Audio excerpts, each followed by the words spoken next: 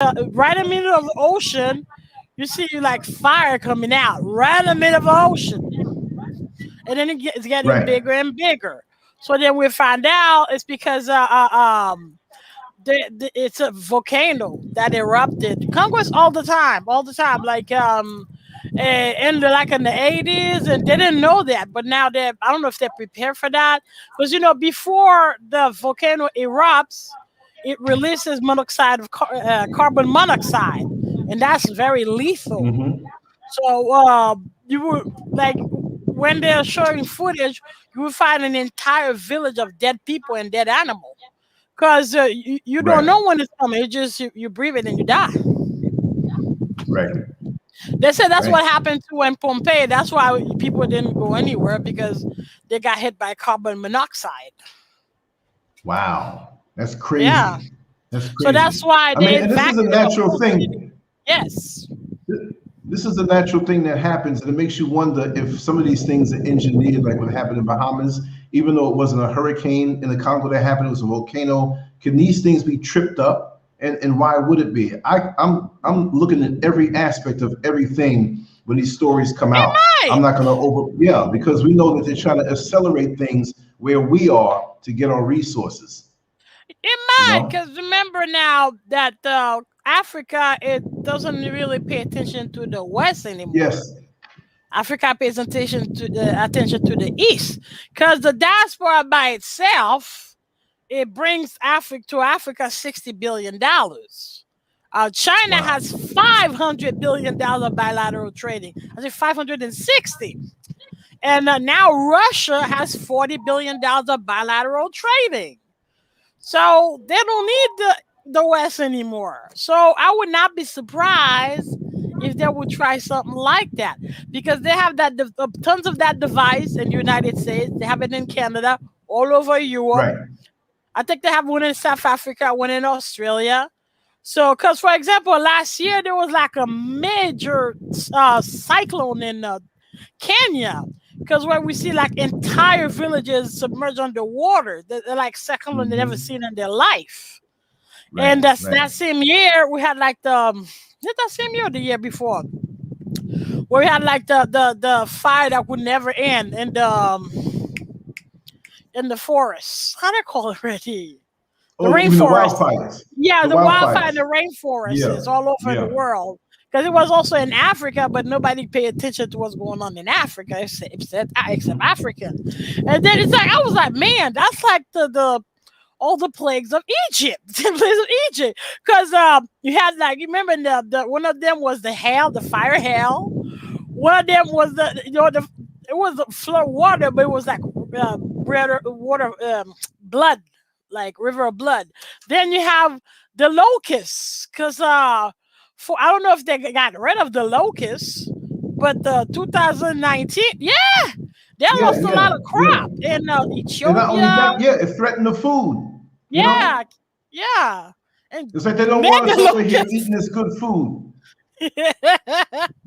And mega locusts. In a sense, it was bad for Africa, Right. but like in Right. Yemen, it was a good thing. I mean, unfortunately, because with Mm-hmm. the United States is sponsoring Saudi Arabia to like pretty much commit a genocide of the Yemeni, the same way the United States is sponsoring Israel to commit Right. genocide in Palestine. The same thing with the Yemenis. So, because they have such a stronghold on the country that nobody had no food. Because when you watch the footage, you Mm-hmm. see the babies are like skeleton, and of course, if you let a baby too long with no food in a Mm-hmm. child, it will start affect their nervous system. So, and they could never Mm-hmm. get out of it because it completely damaged the nervous system. Right. So when they had like a bunch of locusts, and it was a blessing for them because it was a source of protein. Unfortunately, Oh man. I know Not it's not sad. not on my plate. Not on my plate. Locust? No. Yeah, no, I'll don't wait take for you. that one. I'll Yeah, wait but for when that you're one. hungry, you're hungry, man. When you're hungry, you're hungry. That's true. I'll bypass on that kind of protein though. We got Empress Energy that just came in. Hello, hello, hello. How are you Hello, doing? hello. Hi, I'm good. How are you? How's Good to everything? see you. Hectic, Thank you. Good. Sorry for Let the me know if mess, you but hear we're any moving. echo. There's no No, echo, not right? really. No echo. Yeah, because no. I'm not able to connect my thing. I have another computer. My old computer died. It worked the other nights, but for some reason, there's something that I did that's wrong. So I'm going to answer call to nature. I'm going to fiddle around with this, but I must admit, I can't stand up right now, or else this video would get flagged. And That's funny.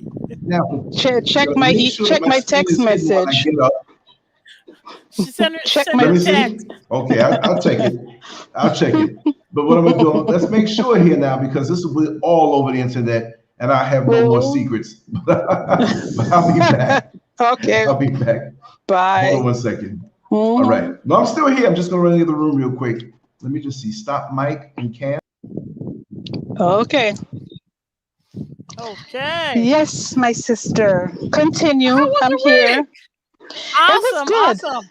Yes, it was very good. Thank you. How was yours? It was good, like busy. Because I don't know. Remember I was saying that the way I'm trying to help, like people at my job. So it seems like some of them don't like the way I work. So I got because I had to complain because I found my supervisor really, really rude, really rude. So I did that the day before yesterday, and yesterday out of the blue they want to put me in training. I'm like, what the fuck for? I've been working for. Why I need training for? And instead of training, they're making threats that my contract may end. So that's kind of retaliatory because I complained. Right. Definitely. I only have 2 months in this job, and already I'm dealing with retaliation. Well, that's because when you have people who are intimidated by you, by your knowledge, by, the things that you have been doing, a lot of times it shows up their inadequacies, the things that they're not doing, Yeah. And so that's how they come at you, Yeah, because they're like, they put me to training like I don't know what I'm doing. I'm like, okay. So I act like I don't know what I'm doing with her. Because I have my way of working. I don't want you on my. No, I don't like that. And you're effective, correct? Very. Okay. I'm so effective that people don't want to talk. They're like, can I talk to you next time? Can I have your phone number? Right. You're not allowed to do that. But are they recording these things? Because these are the things when you say, go back and check my work, check the recordings, they'll hear it. Yeah, exactly. Right. So, because I know she repeated several that we don't want your contract to end. Oh, really? Oh, very interesting. I know, right? But I'm not intimidated. I know. Yeah, I could tell. Because I know what's up. I've been through this BS before. It just last time, I didn't have any options, so I had no degree, and I needed the insurance, so I endured it for 6 years. But now I'm like, fuck this. I'm out. So I'm ready looking for something else. Forget it. But that's the thing with government jobs. It's always like that with government jobs. What the hell? Usually government jobs are more stable. But you see now with the climate that we're dealing with, they can use that to their advantage. Yeah, because the two of them are white. Because they're like bullying and very abusive. I'm like, because what happened is I was asking a general question. And they're like, why don't you go to your training? Why don't you go to do this, do that? I'm like, you could have just answered yes or no. Exactly. Like, oh, you out of line. I'm like, no, you're rude. You're real rude. So now the next day, I might lose my contract. Oh, really? I'm not hungry and I'm not thirsty. Thank you.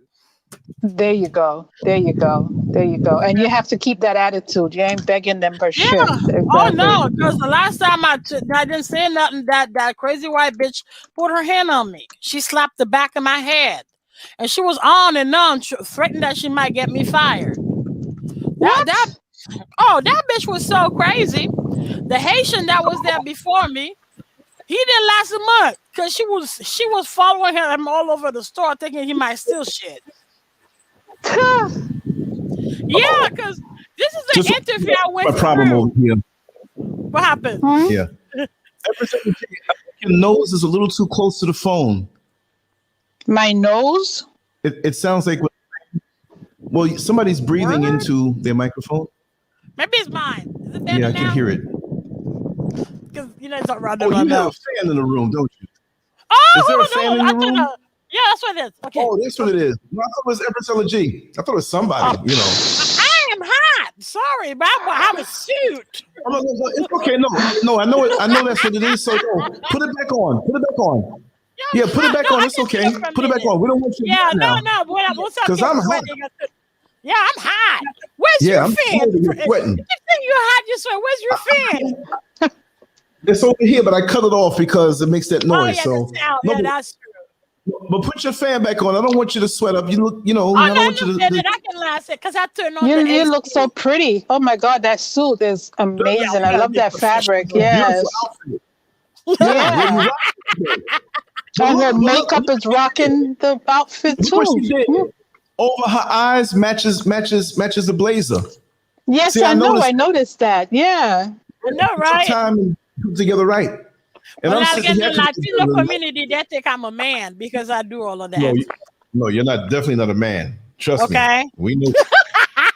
Yeah, because when I would go on the dating site, that's the first thing they say because your makeup match your clothes, your earring match your clothes. Oh no, you're a man. No, I'm not.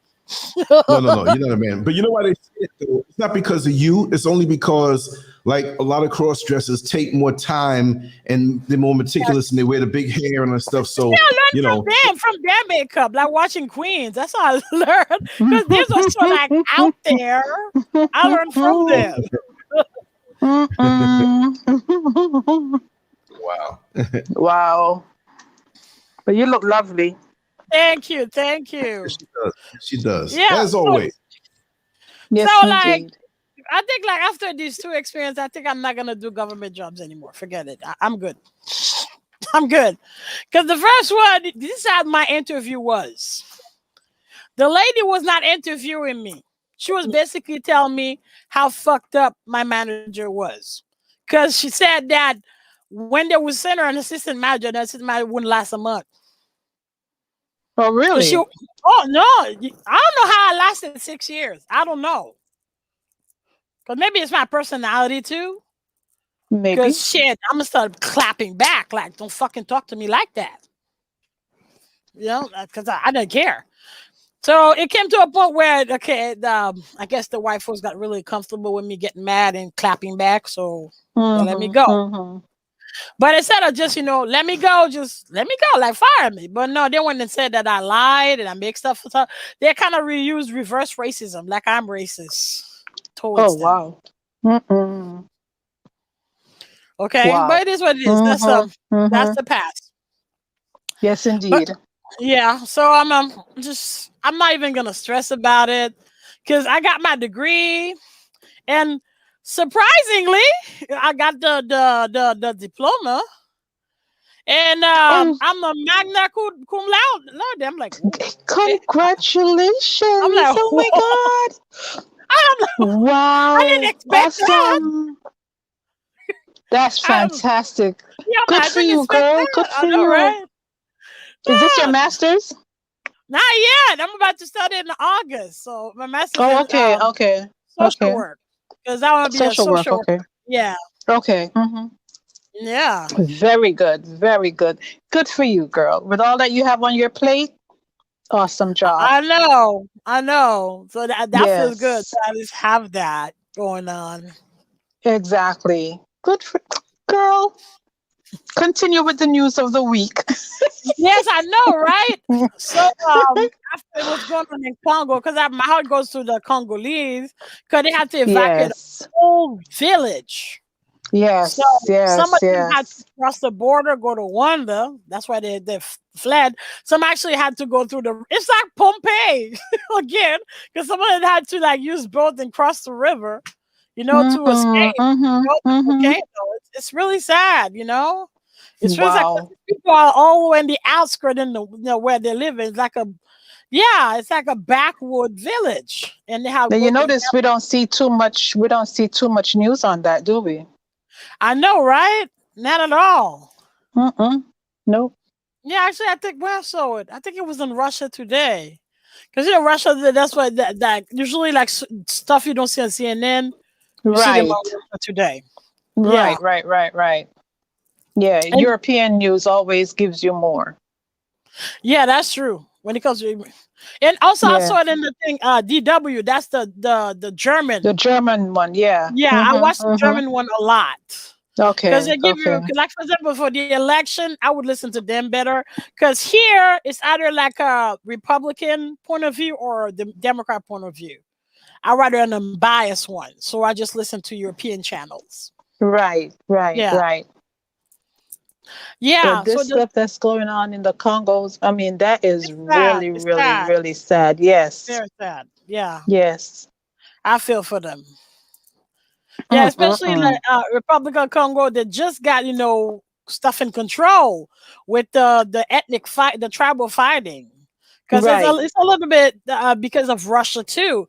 Because Russia brought in more weapons, more mercenary to train them. So that's why the situation is somewhat in control, and now they have to go through this. Mm-mm-mm. Yeah, that is This really is, sad. yeah. Yes, yes, indeed. After that, did you hear about what Andy Griffin said? Because about the No, vaccine? no. Yeah. Because he said he doesn't want to be, what do they call it, a guinea pig. He doesn't want to be no guinea pig.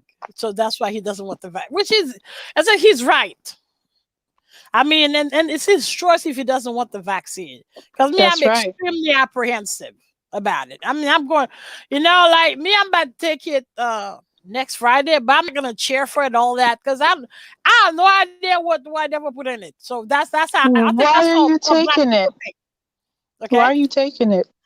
I don't know, because there's a little bit of peer pressure too. From When the who? doctors, all the doctors, they're like, you need to take it, you need to take it, you need to take it.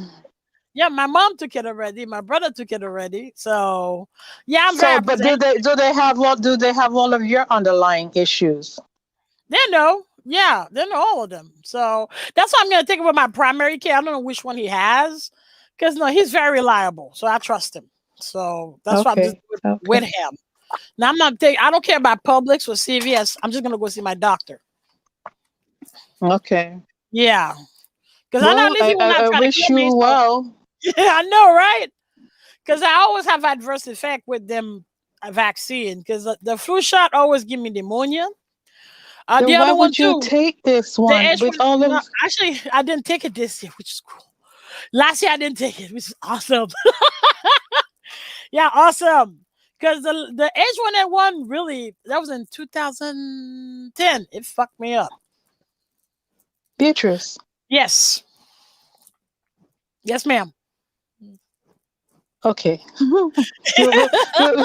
This is an off the air topic. We're not going to discuss it further Yeah, on of here. course. Yeah. Yeah. Because it's a personal choice. You want to do it, do it. You don't want to do it, don't do it. Exactly. Yes, Yeah. exactly. Yeah. Because me, like, it's not only my research, I can see, because I trust what I see in my dream, and how the spirits talk to me. That's why at the Okay. beginning I was not in. And secondly, it's because when that started, they said it would take 2 years Right. for the vaccine. And then less than 6 months later, you came up with one. Well, once again, Yeah. we won't talk Next too topic. much about that. Yeah. Yeah, I know, because of YouTube. I know what's up. I know what's up. So the next topic is that what's his name? France kind of acknowledged finally that they were they aided and abated the massacre in Rwanda, where almost 1 million Tutsi got murdered. I mean, What? yes, he didn't apologize. Macron, he didn't apologize, but he acknowledged what happened in Rwanda. Because they basically didn't do shit. Even the United Nations, they didn't do shit. They just let it happen. Oh my God. Yeah. So what happens now? Well, this is why, you get all those countries, because not only Russia and China. China is the biggest player. but also now Turkey is coming in. Saudi Arabia is coming in and trading with Africa. So like I said, Africa doesn't have to look to the West anymore. They could just trade with the East. Right. Yep. You know, and I think Turkey is looking to Africa because Turkey for a while tried to be part of the European Union. They tried to be a European country, but at the end, they rejected them. So I think that's why Erdogan being very resentful and very petty. Very, very fucking petty. Because that happened in 2014 when the war broke out in Syria. Right. So all the refugees that would come to Turkey, he would just let them go to Greece, and he wouldn't stop them at all. He just let them. I think because of that fact, that he was very petty because of that. Okay. Yeah, he just let them flood Western Europe. But when that happened, it's good that Merkel, the president of Germany. No, the chancellor, because she's chancellor of Germany. She was very magnanimous, and Sweden too. They were very welcoming because I think Sweden took 3 million, and and Germany took over 1 million. But this is where it got fucked up in Germany. When it comes to New Year, I think 10 girls got raped. What? Because, you know, for New Year, everybody goes out, you know. Party and have And then refugees are raping German women. Like, what the fuck? My God. I mean, okay, you were a savage in your country, okay? But they invited you in. Okay, the first. Oh, wait a minute. Do you mean the refugees were raping? Yes. Oh, crap. Yes, I mean they invited you in. Wouldn't common sense tell you do not rape your own host? That's right. Oh no. That's fucking common sense. They invited you in. You don't rape your host. You don't sexually harass your host. Because now they would go to the public pools and harass women too. So before you know it, they start deporting them because the German was like, I'm not having this. This is fucked up. You can't stay here anymore. That's right. That's why it got really racist towards them. Because now, for example, in France, Italy, or Germany too, they would ban women with hijab or they're like swimming suits. You know, they're swimming suits because they're all covered. They would ban them from going to public pools. You know, because I mean, when the refugees were coming, I felt bad for them. You know, it's like, okay, it's a good thing what Germany is doing. And Sweden, but now you start doing fucked up shit like that. Nah, man, come on, bro, come on, you should know better. That's right. And then after that, because they start, you know, that's right after they start like deporting them, and people getting like not liking them coming in anymore. Then they start doing terrorist act also in Germany, Sweden, England. It's like, what the fuck? It's like, you know, it's like, I understand you're being discriminated, but you're not helping your cause at all when you do dumb shit like that. Send them back. That's what everybody's gonna say now. Send them back. Let them suffer in their own damn country. And France took it to the next level. I mean, real quick. Yeah. France was like, they don't want women to wear hijab. Period. You cannot cover your face. You cover, they'll arrest you and penalize you with €1,000. Yep. Well, you know, the few make it bad for the many, so that's what happened. Yeah, that's what happened. Yeah, that's the thing. Why the other Arabs were like, man, you cannot do that. You're just gonna fuck it up for all of us. But just, I guess, the monkey see, monkey do mentality. You see it, don't say shit, you don't do shit. It's crazy. Okay, after that, Kevin Samuels was trending again. This time with the Breakfast Club because DJ Envy. Oh DJ Lord. Envy was, yeah, of course. I think probably not be the only host. Calling out his callousness and his crassness towards women. It will not be the only host. Because that's the thing, when I watch like the other reviewers on YouTube, they were for Kevin Samuels. Like, oh, the women that deserve to be talked down to. What the fuck? Or the women, they're wrong. That deserve that men talk like that to them. They're delusional. They're this. They're that. No, there's absolutely no excuse whatsoever to ever treat a woman like that. There's absolutely no excuse whatsoever for a woman to treat a man like that, especially if we're black. We're supposed to uplift each other, not like talk. Yeah. No. But this goes with the whole destruction of the family. The men against women mentality, the women against. It's like a male feminist in a way. Like, and a lot of the women are sucking this. They're taking this. I don't understand it. Right now, where we find ourselves in 2021, it's the twilight zone. This is somewhere we missed the exit, y'all. This is we're not supposed to be here. Seriously. Yep. I mean, this is a strange world. And with all the dysfunction that's been levied upon us and levied upon us mentally, this is the manifestation of this. Even though Kevin Samuels is not a young guy, right? He's up there. I think I'm a little older than him. Past his 50s. Yeah, he's in his 50s. Yeah. But this is the result of the seeds planted many decades ago. And what we see now that they're pushing as the norm, you wait another 20 or 30 years to see what manifests then. It's going to be so twisted. Some of it is so far gone, there's no explaining it. With this situation, there's no explaining it. It's just dysfunction to the 500th power. Yes, indeed. Very dysfunctional.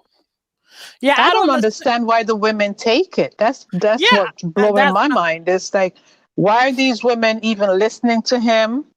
Why are they allowing him to talk down to them like that? Yeah. Because in that sense, Dr. Umar just has he's right. Like, are you that thirsty for attention? God damn. Yes. A lot of women out here, trust me, there's a lot of women out here who are very thirsty for that attention. Not only that, but a lot of them will do anything. Like, I'm not going to say just do anything for a man. It's just so easy to say. But a lot of them will talk tough, but there are a lot of submissive women that feel guilty about things. I'm not saying it's justified. I'm just trying to look at it and assess it. There are a lot of women out here, and there's nobody here on this show and nobody, I hope, in the chat room, but there are many women who feel that they have to take it. It's like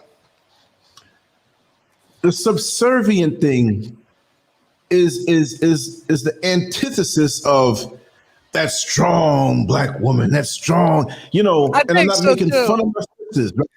I'm not making fun of them. But here's the thing. There are many out there who just have to keep saying it, but I don't see, and I'm not putting my sisters down, I don't see other races of women saying, well, I'm strong. I will say that our sisters have to go through a lot more than other races of women have to go through. Those other races of women, it's not my fight. But I have found in personal experience down through the years that some of those who have to keep saying they're strong behind closed doors, and I don't mean just sexually, but behind and that too, they're very submissive. Mm-hmm. What you see outside the front, that's a call to say, tame me, please. I'm acting up because I don't see any real men. Now, I'm not saying Kevin Samuels is a real man, but with his twisted ideology, he had the balls to step up and tell these women something. And so it just feels good to just be tamed. I know he might be off, but it just makes me feel as though I'm in my place. I'm not saying place that there's a place for a woman, but a lot of these who are saying, I'm strong. They really want you to tame them.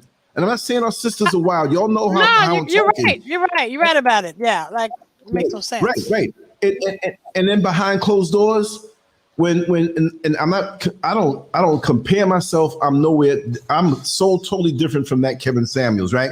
I'm just saying from the aspect that there are women who they're sick and tired of having to pull the weight. They're sick and tired of no real men being around. So they come up and they act up a little bit, hoping that a real man will come by and tame them.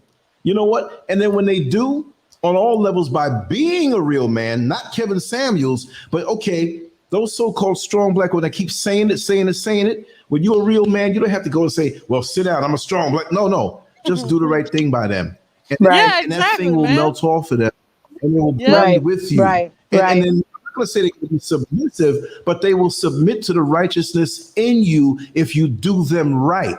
They're acting up because they're angry that there's not enough real men out here, real black men who are going to hold it down. That's what I see, right? And if anybody misunderstood me, what I just said in the comment section later on, this is up is a video. Just reach out to me. I don't mean it I'm not trying to put the sisters down, but no, you're he can not get at away all. with It makes sense. It makes sense. Yeah, right. He can get away with that stuff because there are a lot of women who look. Even if you come with the bull crap, you know what I mean? Please, I want to feel a man. It's just they're not enough, and he got the balls. Okay. One thing though, he dresses a little better than average, right? And he talks intelligent sounding.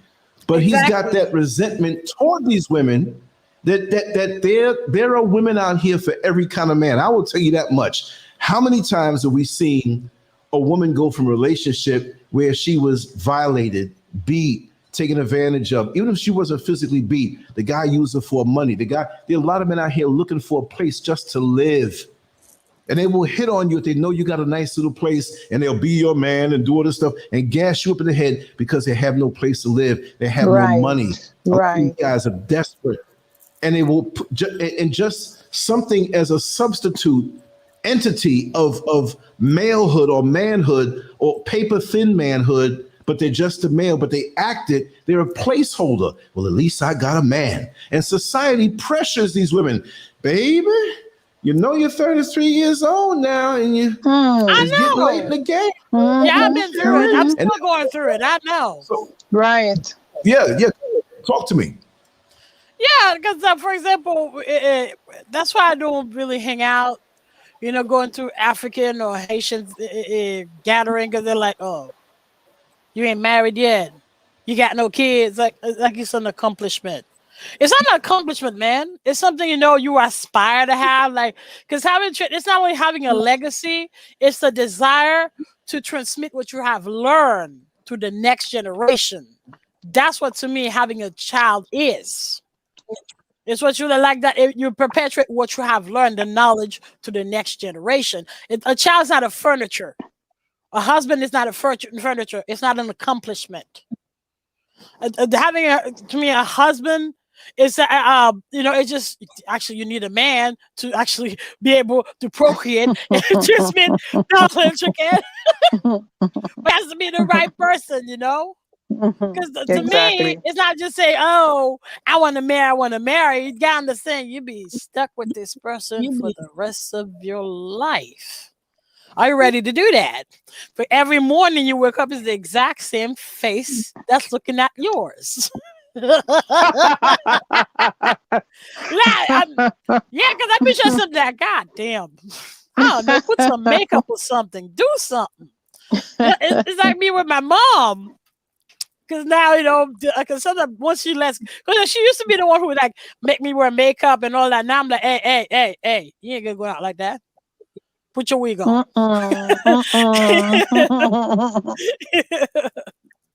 After a while, we just get comfortable in how we look. Yes, exactly. Because I even pick what clothes she needs to wear. Because then she always want to wear the grandma. I'm like, you ain't, although she is grandma.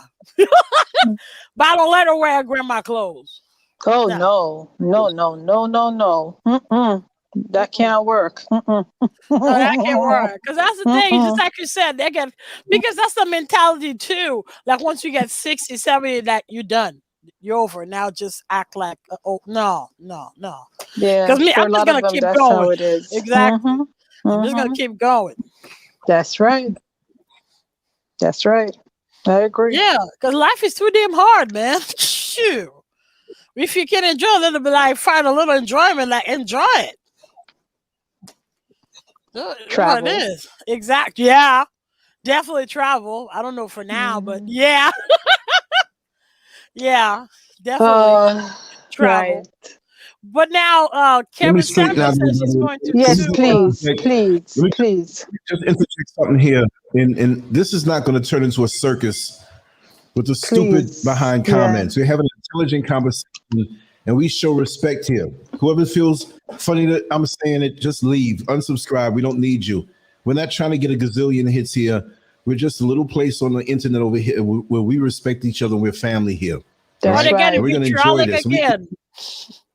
Because I can see the we touch on comment. every Yeah. Yeah, no, we touch on every single comment in a respectable way. We tell our jokes, but we don't joke in a disrespectful way. We're here to grow. We're here to vibe. We're here to chill. There are a lot That's of other right. channels that are full of drama. A lot of other channels that are sitting here. That's all they do. That's not what we do here. Okay. That's right. So That's right. None of if these you don't want foolish to- questions. Exactly. Yeah, stupid statements and whatnot. And like I said, let me just add in something else too. There are too many people in this world who are damn superficial. No, I'm not saying you do yourself up that's superficial. Like Sister Beatrice said, life is too short. Life doesn't end at a certain age. Have fun. You wanna grow your hair. You wanna wear a wig. You wanna put makeup or no makeup. Brother You wanna wear Lance, a nice outfit. I don't care. do What you want me happened? to do the honors? Do it, please. Oh yeah, Do it. yeah. Do You the see, there's honors. always Get a that problem fool out. with the way I dress. There's always Yeah. a problem with the color of my skin. That's all. Well, Do Sister it. Beatrice is a beautiful sister. And if you're mad that you have nothing else to do on a Saturday night except troll another show, that shows you don't have a woman. Because if you had a beautiful woman next to you, like Sister Beatrice, You wouldn't have you time wouldn't be- for no damn You know what I foolishness. mean? You wouldn't be here. So all of that, you can take that somewhere else. We don't need those kind of people here. I don't care if it's just 10 of us here who are vibing. There's That's so many right. other things that I'm doing. It's not just YouTube. It's real life stuff because I'm a real man. I'm not a punk man who goes on and trolls other channels. Okay. I'm relaxed here. I'm enjoying myself here. I'm having a ball, and we're going to lift each other up. Yes, I that's don't know we're what kind of women supposed or to do. men that you're used to being around, but we don't have that type here. That's The bottom right. feeders, the low-minded people, you're never going to be happy with a mentality like that. And I'll say it. And I'm not backing down from anybody. Damn it, this is the LanceScurv show. This is the Beatrice Noel show. This is the Empress LG show. This is everybody who's here with us in the chat room. This is your show. And we're going to show respect. Take that crap somewhere else. Thumbs it down on the way out, so you can validate your negative presence. But watch how many thumbs up over the thumbs down there are. That's All right, right. y'all. I'm sorry. That's right. No, that was necessary. Yeah. Mhm. No, I didn't notice because sometimes That's I right. go and look at the comments. I'm like, wow, they're really vitriolic. I mean, what I do to you? But They it is what it some is. people Yeah. just have to be nasty. They just need to come in and Yeah. figure if they. Let me also say, look, our sisters come in every shape and size. And I'm going to tell you this. Look at Sister Beatrice. She's damn sexy. Look at her. She's sexy. She's beautiful. Look at her. You know what I mean? Come on. Yes, indeed. That's what it is. She got life force. She got life force. She has Who style. wants these She women has, who are so in style? That's right. And the energy that comes from her. She writes brilliantly. She's talking about these things. That's sexy. These are the kind of guys that come in with the foolishness. They're used to these dead women. The women who have no life in them. What they look like. And these men look at the women just like a piece of meat. They lay next to, they don't communicate. After they have a little dribbled down, weak, watered down orgasm, they look at this person like, we got nothing going on. But a Sister Beatrice and a Sister Empress LG, we can rock and roll and talk all night. Yes. The conversation is orgasmic. Damn it. Get a woman with some life force that you wouldn't be hungry trolling a channel like you do. That's right. That's right. Life force, intelligence. Intelligence is sexy, ain't it? Or maybe they don't know that. They don't know that. Deal with anybody intelligent. That's right. That's right. I'll shut up. Go ahead, John. Yeah. So Kevin Saw was threatening of suing DJ Envy for defamation. Well, in fact, it's libel because defamation it's writing. Libel is talking, so it's gonna have to be libel. Libel. Yeah, Okay. libel. Yeah, Mhm. because I said the British word. It's libel. Libel. Yeah, but it's libel. Right. When did you Yeah, go to London, dear? I know, right? We all have brain words. I got some brain words. I'll learn the word, forget about it, and be like, oh, you know, I'm gonna share those words when they come to me. I got certain words I'm reading, I'm like, oh my God, that's that word that snuck up again. Or certain words that I'm trying to spell them, and I always spell them wrong. I'm like, I do too. it's just like Oh, me too. Yeah, because I speak French, I always miss some spelling words because of that. Yeah. All right. Because there's a Spell the lot of British French way. words. Exactly. Yep. Yeah, I do it. So it's just I was thinking because the way he's so aggressive and talking down to people, you can see that's a man who a charlatan. He came out of nothing, and exactly he went to Atlanta, and like the Genevieve said that he used to hound customers in front of stores. So I don't know. Allegedly, I'll say allegedly so I don't get sued. Allegedly, he used to hound customers in front of man's store. That's how he created his clientele. He built up his clientele. And I guess with his arrogance and his narcissism, he became who he is now. Right. But me, I got no problem with a man like succeeding financially. But if it's on like putting down black people, especially black women, then I do have a problem. Because me, I no matter what, I have a us mentality. You know, like I see us, I don't see no matter what. I have a us because when you do that, you're degrading us, not just the woman. You're degrading all of us. Of course. That's how I see things. Because if you have a young person that's, you know, that for some reason latched onto him, that has self-esteem issues, you know, and if they're just swallowing up everything that he has to offer, you know what I mean? They're going to think all men are that way. You know? Well, just like Lance says too, like especially if you have so much pressure where you're being told that you need to be submissive. You need to be told that you need a man, no matter what, no matter how the man is. Yeah, especially if, for example, the woman came from an abusive household where he sees the way his father used to treat his mother. So I guess in her mind, she just got into it. It's not like she finds it normal. She just got into it. And then the thing is just like I said in the previous show, the next abuser, I don't know if it's like an aura thing or vibrational thing. For some reason, a person was abused before. There's like 50% chance he or she will get abused again. Because I don't know if it's like a radar, a psychopath, how. Because psychopaths is not only the serial killers. Most of them are the wife beaters. True. Yeah. Both of them, they're in household. That's the real psychopath. Because they don't just start beating on you like that. It's gradually, they're verbally manipulating you. And then since you can take the manipulation, then it comes a verbal abuse. Right. And then one day out of the blue, one slap. Oh, and it's like you let the he keeps pushing the boundaries. He or she. Because I met one that used to beat a woman that used to beat a man, like her husband. Right. At the end, I had to do something, but he doesn't want to talk to me anymore. But it was fucked up. Right. Because one day, I catch the bus, right? I don't drive, and I was going to my university, and he show up limping, and half of his face is this big up. Like, nah, man. So I went and told his sister-in-law. His sister-in-law told his brother. So I guess they intervened and the lady kicked him out. So he got mad, but that was what needed to be done, man. I mean, she was about to kill you. I had to say something.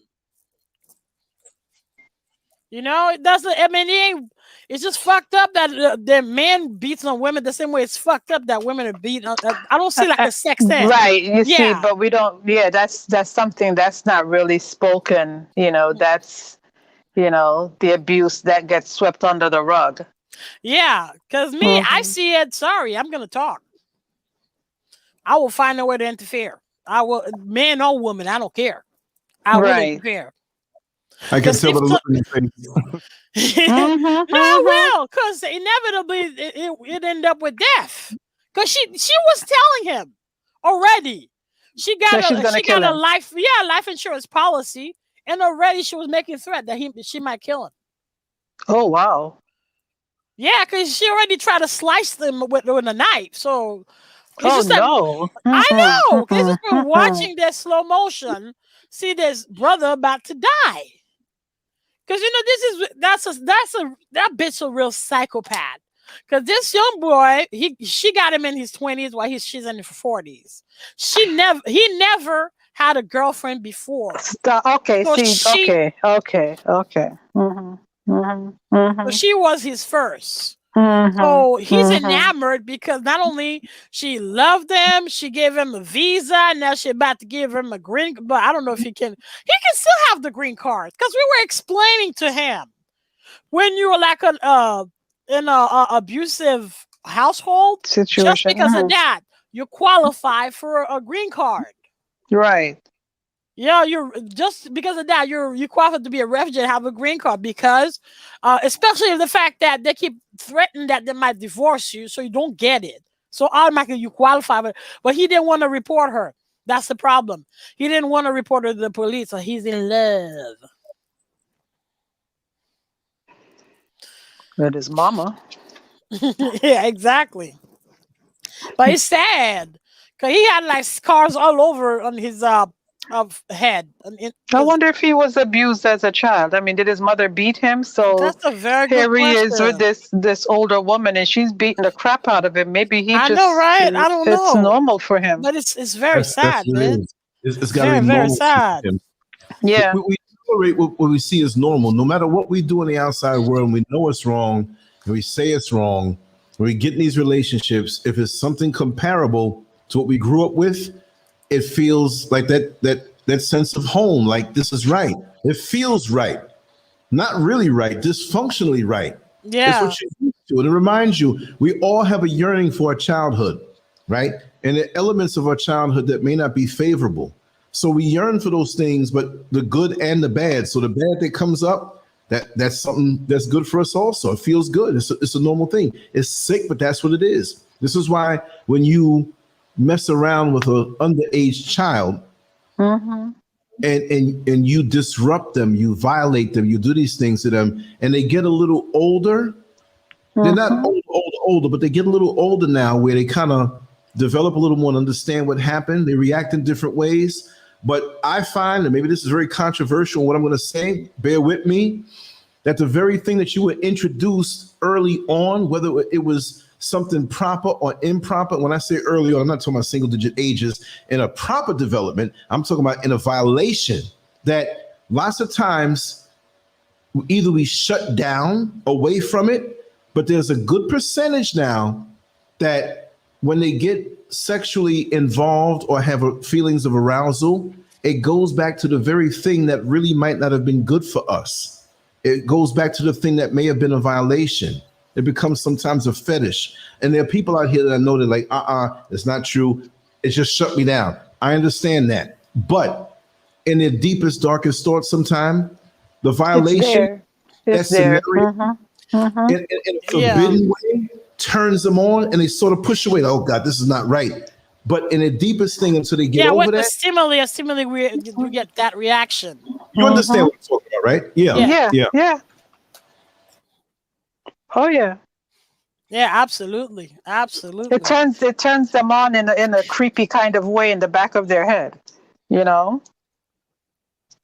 Yeah. So talking about abuse, because there's also did you guys see the performance of Little Nas X on Saturday Night Live? You saw it? Because I'm like, what the fuck is that? Yeah. You know, it's not about being gay. It's just me. I'm very uncomfortable watching women sexualizing themselves unseen. Because to me, keep that shit for your bedroom. That's how I see it. I don't care like if you're metal. But now I have to watch man grinding on the man on the man's groin on live on TV. Like, what the fuck? Yeah, I'm like, okay, the performance was like, okay, it's perfect, even though while he was dancing, his pants cracked and his nutsack always show up in public. That's why then he was holding his, he was holding in front of himself because, yeah. That's messed up. But little kids are seeing this. And so what they're going to want to do when Halloween comes, they want to dress up like him. I want to be dress up like him. Nas X. I know it's not only dress up like him, it's like not only men are grinding, like twerking on his groin, but then not licking his neck and doing all that sexual thing on stage. I was like, what the fuck? Because I'm not comfortable watching, because to me, it's a bedroom thing. Keep that mess for your bedroom, okay? I mean, I know that I'm a grown woman, but, you know, it's a private thing to me. That's what it is, you know? Even if you like orgy or you like several partners, yeah, whatever. Keep it for your bedroom, whatever. But it's like you may like to eat chicken. Just a person likes to eat chicken. Are you gonna like sit there at the table and they grab the chicken and chop it and kill it and then cook it and bring it to you right away? It's like, I just saw this thing get killed. I don't want to see that part. Yeah, exactly. Like, what the fuck? Because me, it's like if y'all comfortable seeing that, so what the fuck else you gonna bring to the stage? That's my question when I saw that. What are we gonna see? Bestiality now? It's not a homophobic thing. It's just keep it for your fucking bedroom. Yeah, but what they use that homophobic word to pave the way. Yeah. To make you hear the words that you're gonna say, oh no, I'm not homophobic. No, it's not fear of that stuff. I don't get down that way. I don't want to see it. Exactly. But they don't want you to say that. It's always just like when you have a Caucasian person say, oh, here he is pulling the race card again. Oh, it's gonna be a black woman. Oh, when they know that that's what it is, or even a part of it is that, they want to scare you. No, it's not. Yes, it is, damn it. Everything with these people around us, it's a race thing. So I can't talk about it. And like Paul Mooney said, you know, you talk about I have the card, damn it, you got the whole deck. Okay. Okay, because me, I'm like, is it gonna be bestiality next? What the fuck? It is. Bestiality is gonna be next. But no. Pedophilia. Because you know, that's what's coming up. Yeah, remember when Madonna did like a porno book? Like, was it in the 80s or the 90s? It was the late 80s, maybe. I think it was the late 80s. Like, yeah, she was going strong with that stuff. Oh yeah, because even like the government and the Catholic Church was like, bitch, what the fuck wrong with you? Because she was basically doing porno on stage. Right. Everybody butt naked and do all that nasty shit in front of her. I mean, it's not nasty. But she said, didn't she say a couple years ago that if it was a presidential election, and she said if you vote for this particular candidate, she's going to give you a blowjob. Everything had to be. That's a whole lot of. I mean, my God. Yeah, she would still be doing it. Yeah, she's still be doing it. Imagine her at the polls. She'd be doing a lot of polls. Yeah, she was one thirsty hoe, man. She was one motherfucking thirsty hoe. But then years later, she found Judaism and she became a Kabbalist, whatever. Oh God. Yeah. As long as it quench her damn thirst. So. And that was probably for not really the spiritual reasons that we would want to think it is. Exactly. No, most likely because she was changing her image because people were like, bitch, what the fuck? You know? Yeah, because it went off. It's fucked up because she was basically doing porn on stage. Mm-hmm. You know, like people like, yeah, because she got people rounding up like, what the fuck? Because even when she did that's before the porn. Remember when like a prayer where she did, man, my name yes, goddamn. Oh my God! She had the world in an uproar. Yes, indeed. Yes, indeed. And not to play devil's advocate, but I understand she wanted the shock effect. She wanted to be cutting edge, but she went too far. She went too far. with artistry. It's a skill.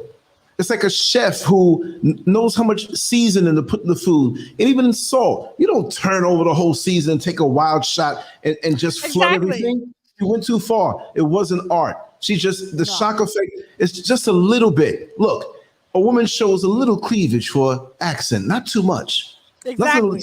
She's trashy. She don't pull her whole shirt off and show everything in the street. You know what I mean? Yeah, it's just like when you get a dick picture or a pussy picture on your phone, like, what the fuck? Yeah. What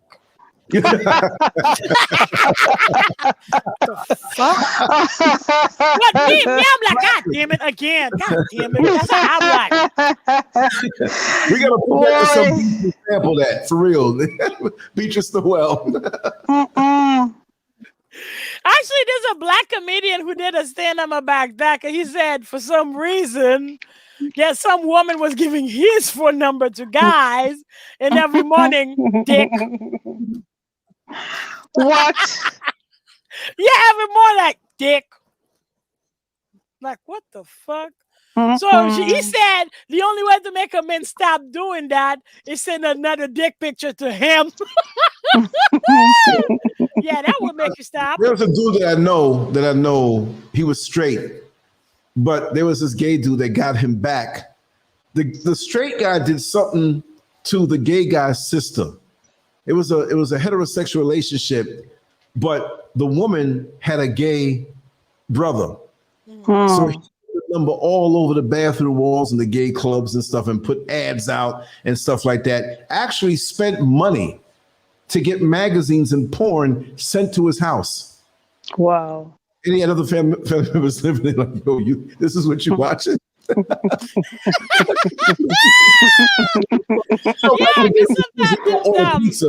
Order a bunch of pizzas of Chinese food to have it sent to a house. Like, I didn't buy this stuff. This is one I think people don't talk about, because that's a rarity, but that too. But that happens a lot in Haiti, because they can get away with it. It's basically a lawless country. So it's when, like you said, those gay guys, they want to take revenge on it, because that happened here.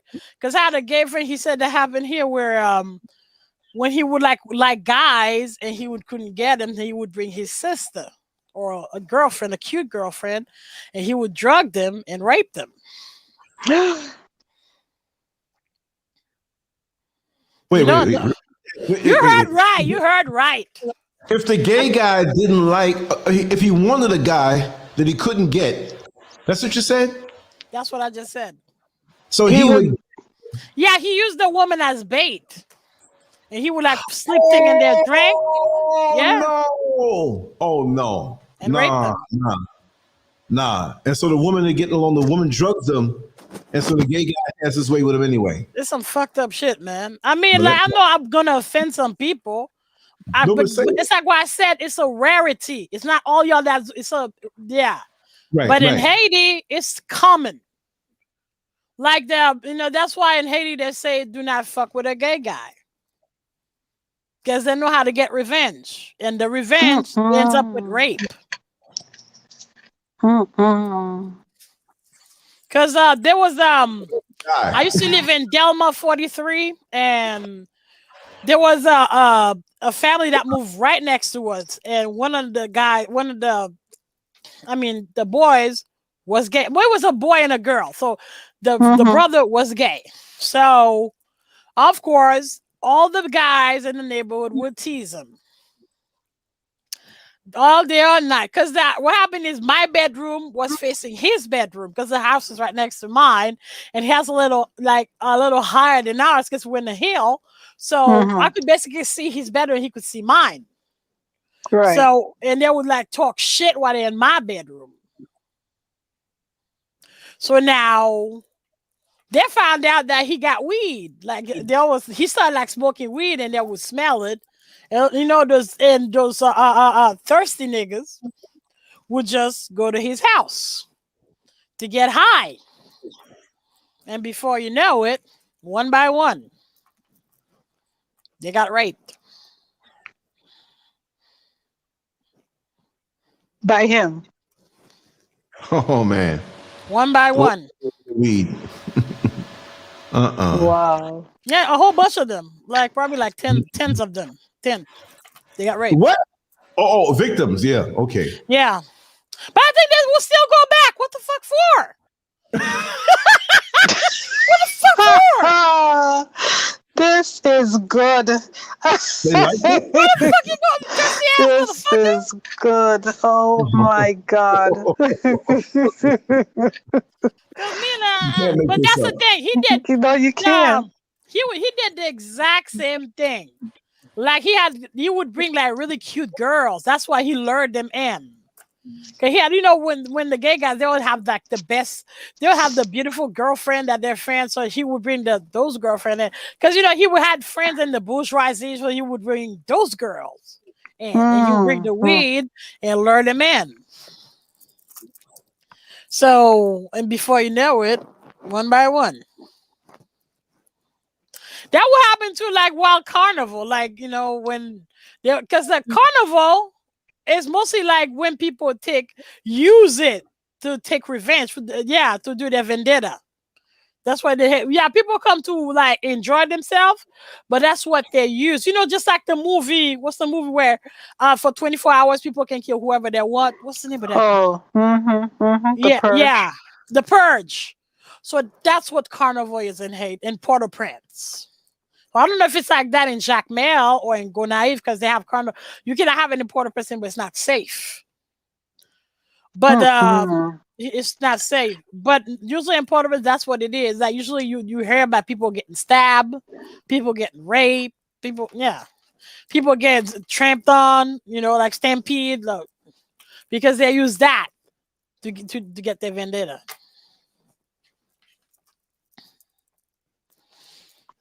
And that's sad. Wow.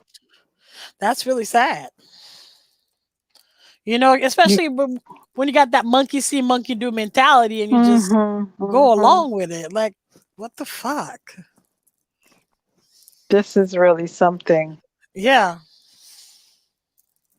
And these men, were they raped over time or, No, like once. I don't know. Cause no, the one by my house, yeah, several times. Cause that's the thing, they keep going back, and we were like, why? Cause George, my brother, we have nothing to do with that bullshit. We never went to their house. We never went, especially because of the fact that the boys were talking down to him. So right. And the smell of the weed, because I'm allergic to it. So that's because he would invite me, but I never went there. Because I'm not like that anyway. I don't like to like walk around and hang out at people's house like that. That's not my personality. Right. Yeah. But me and Dre, we never went there. But one by one, man. And before you know it, they wouldn't talk shit about him anymore. Oh, they were praising him. Like, what the fuck? So don't let me say anything. Exactly. What the hell? But I was shocked when the gay friend told me that. Gabriel, I'm like, whoa, really? They have that stuff going on here too? Yeah, because in Haiti, I know it's not common. It's very common that they do that. I mean, like the same way it's common that they marry a woman, like especially in the bourgeoisie, they marry a woman just to pretend. That's not what they are. But when they marry her, they keep beating on her. I mean, what the fuck you married her for if you're going to abuse her?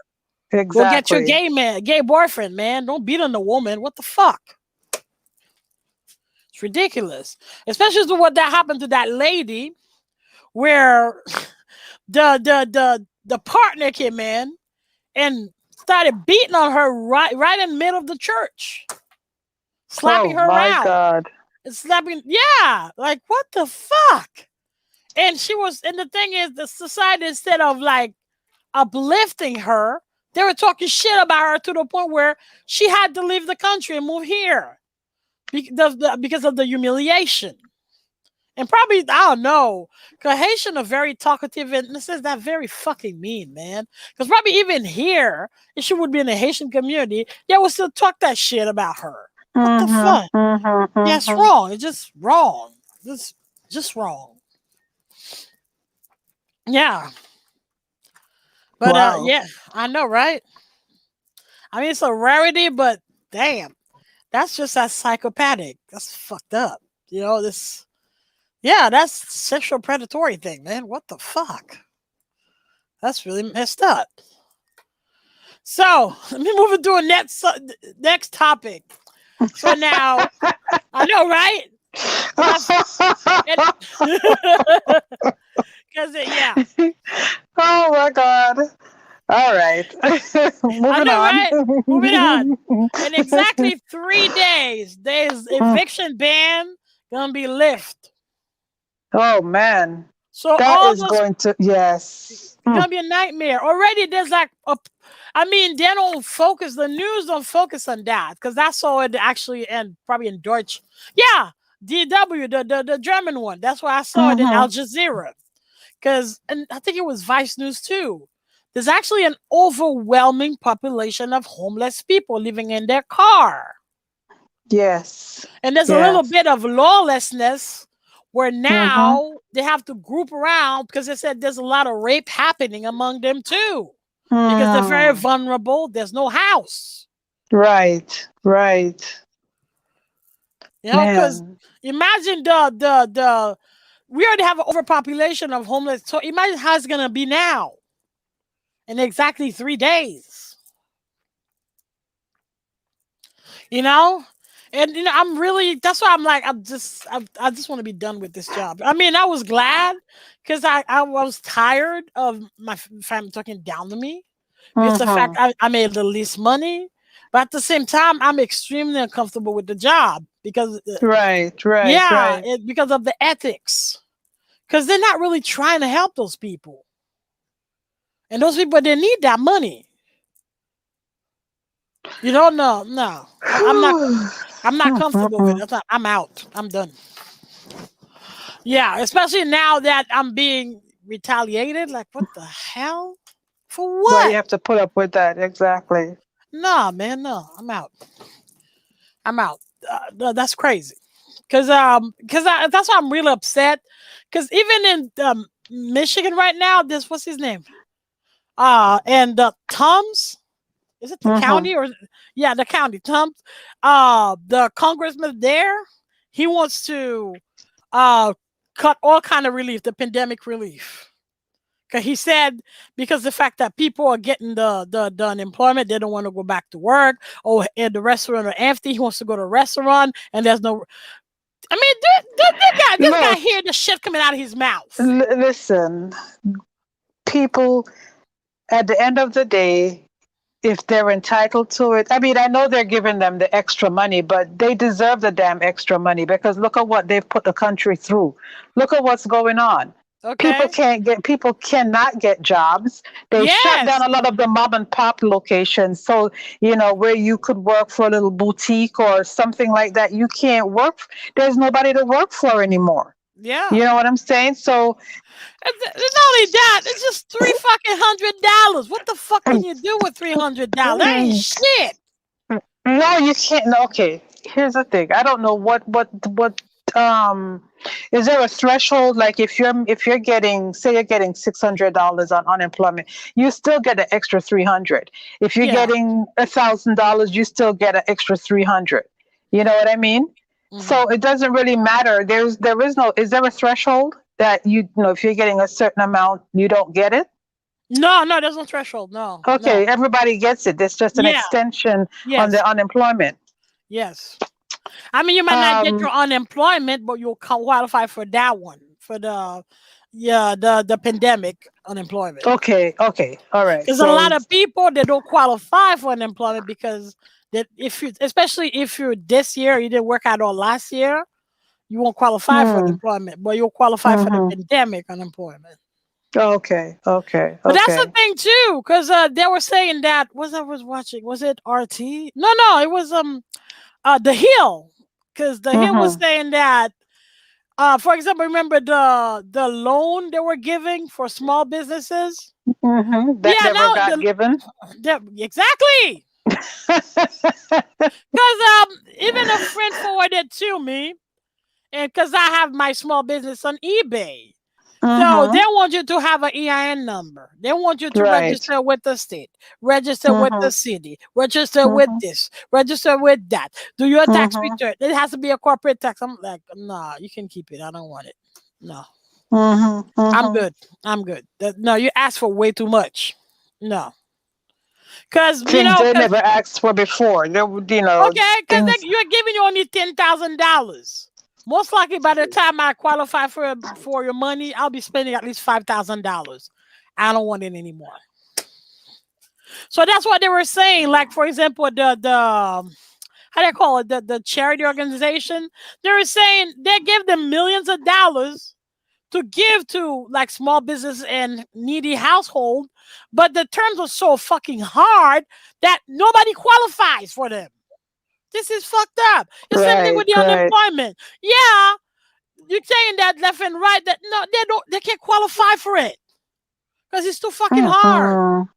Because you know this is why I'm just pissed off. Because that's why I'm like I'm done. Because they apply for it, right? And then the system flagged them for fraud because it doesn't see the ID. So now the person has to upload the ID and wait like at least a month before it gets taken out. So now the system flagged them again. Because they cannot find that they had a job. Of course, they didn't have a job. They were unemployed the whole fucking year. So now they gotta wait another 2 months to finally, get it removed.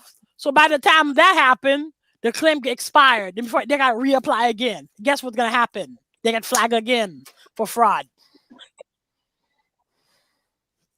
So it goes on and on. Before you know it, the person will spend the whole fucking year with never gotten his unemployment check.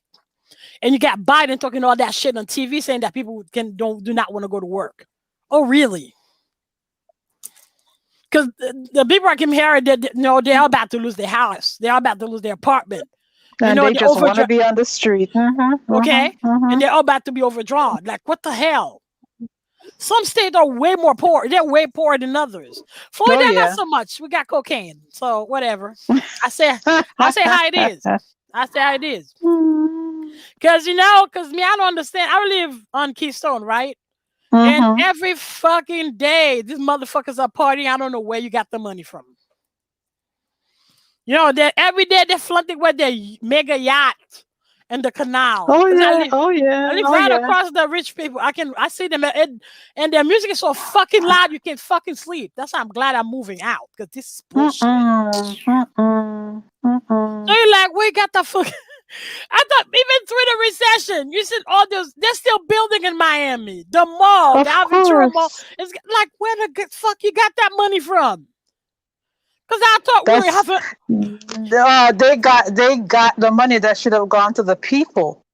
Exactly, but that's the thing too.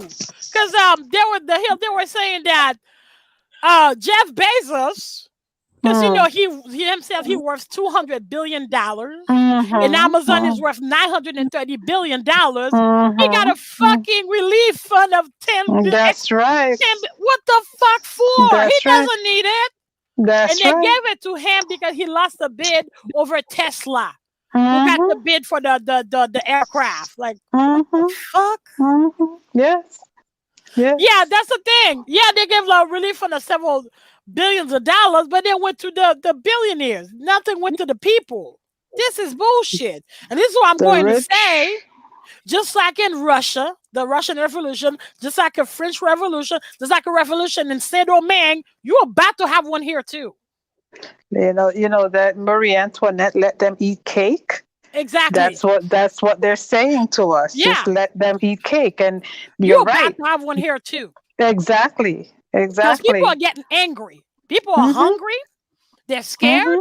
They cannot see a future. You're about to have one. Especially if you're having police brutalizing people left and right. Because now they don't even discriminate. Because I see them beating on white folks just as I'm like, what the fuck is going on? Because to me, I think they're taking revenge on the fact it's their vendetta for the fact Trump didn't win. So now they're beating on innocent people left and right. All you're doing is riding people up. And we're getting angry. Because you're keeping that up. And actually, oh yeah, that's the topic for tomorrow, because tomorrow we're going to talk about espionage. Yes, yes. Ooh. Yes, tomorrow. Oof, Yes. oof, oof. Because that's related to that too. So I'm going to speak just a little bit because that's tomorrow's topic. Because I was reading, let me find that article. Because he said like this is what the Russian has been doing here. There's 4 stages before we got to the point. Because I think that the what happened in the January 6th was the 3rd stage. So Right. yeah, the name of the guy, he was KGB, he defected here. His name was Yuri Bezmenov. So he says, yeah, Yuri Bezmenov, he says that there are 4 stages that they're used to gradually like destabilize your country. And the first one is destabilization.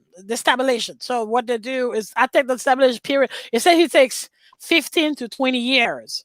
So to me, I think it started with Iraq through the recession through now. So I think we completed that part. Because the country is completely destabilized. A lot of people lost their home. You know, what happened with Occupy Wall Street. That's stage 1 of destabilization. The second one is it crisis? Because he says let me find it. Oh no, the first one is demoralization. Sorry, the first one is demoralization. That one takes 15 years to 20 years. And I think that started with Iraq because hasn't been, that's like 20 years already. Right. That's 20 years already. Because it's not only you got the demoralization in the sense that, yeah, people got disgusted with what happened with the Great Recession, where a bunch of people who worked so hard and lost their house, especially if Wells Fargo and with JP Morgan were like targeting, you know, Bank of America also, colored community. And now like targeting them and selling that house they cannot even afford. And then, you know, selling their debt by bulk and make a profit off of it. And that's how the rest of the recession happened, because that bubble bursted. Because they were like toxic debts. Toxic bulk. So that's how that happened. So I guess people got so disgusted that left and right you found occupied Wall Street. So that's why people reacted to it. And that since then, the working class look at the 1% with a stink eye. Since then, that's why you get the Koch brothers from time to time on TV talking like trying to defend themselves. No, motherfucker, you're a white devil. You can say whatever you want. Oh my God, those people are terrible. Those you can say whatever you want. Oh my God, yes, they're terrible. Yeah, they're the new aristocracy. Because I think we never left the feudal system. We never did. Because we never did. Because we're still paying tax to the how they call them, the lords and dukes and earl.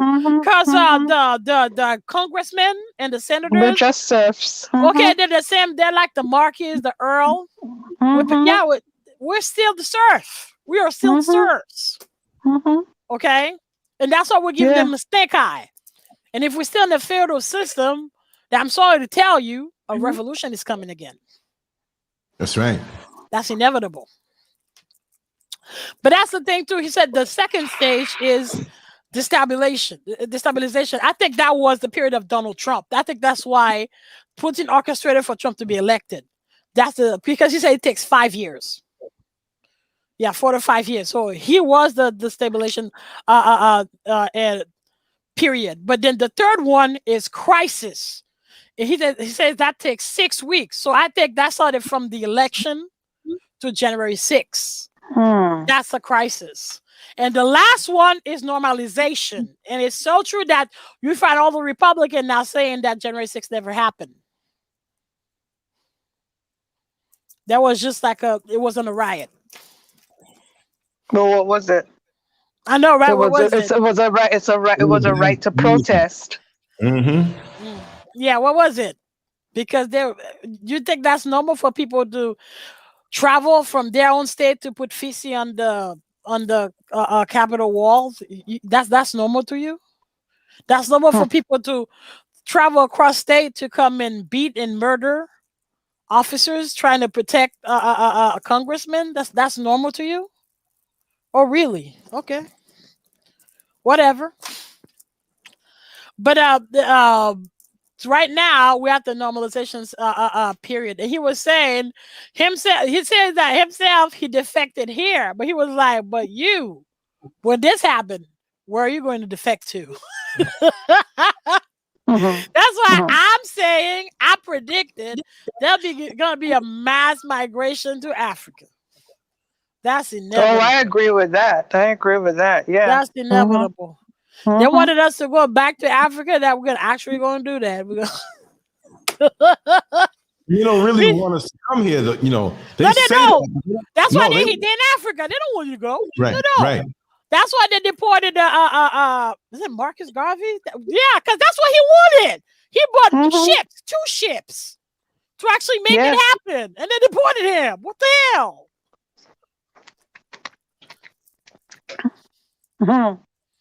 Yeah, that's no. But the thing is, what he was saying, Yasminov, is usually they have useful idiots, and that's the point we should be. That's why I want to do that topic for tomorrow, because they have useful idiots, like for example Donald Trump and certain Republican, or like Alex Jones. That's the useful idiots. That's the one that rounding up the people and creating the destabilization and crisis. Period. But then there's also like the revolutionaries. We need to be careful, because he said once you have realized what they wanted, they eliminate you somehow. You know, that's how Marcus got what's his name? I think his name was Marcus, the guy from Grenada. What's his name? Yeah, because he's also like I know you're talking Maurice Bishop. Yeah, Maurice Bishop. He got eliminated basically by the KGB because his role ended. He said also in India, when they have this socialist revolution going there, where Bangladesh got its independence, everybody that participated, they got eliminated because they had no purpose anymore. And he said that's why he defected, because he didn't like that you're the one who's funding them, you're the one who's using them, and then you eliminate them. He said they eliminate them because those same because he said those same people in their mind, they think they will be in power, just like Maurice Bishop. He thought, no, you were there for a purpose. Exactly. You were there for a purpose. So once you're done, you did what you did, they eliminate you. So they will not let you be in power. Like for example, like they're using it. I think even though it may not be true. Probably they give momentum to Bernie Sanders. And what was her name? Because they said she was a Russian asset. I don't think she was, but Tulsi Gabbard. Yeah, I don't think she was, but you know, it might they might like, in a sense, promote her without her knowing, without her knowledge, because they promote you. They find a way to sponsor everything, you know. And before you know, you got the funds, you got everything you need. Yeah, and you're in the public. They give you the funds, they give you the momentum to do what they're beating.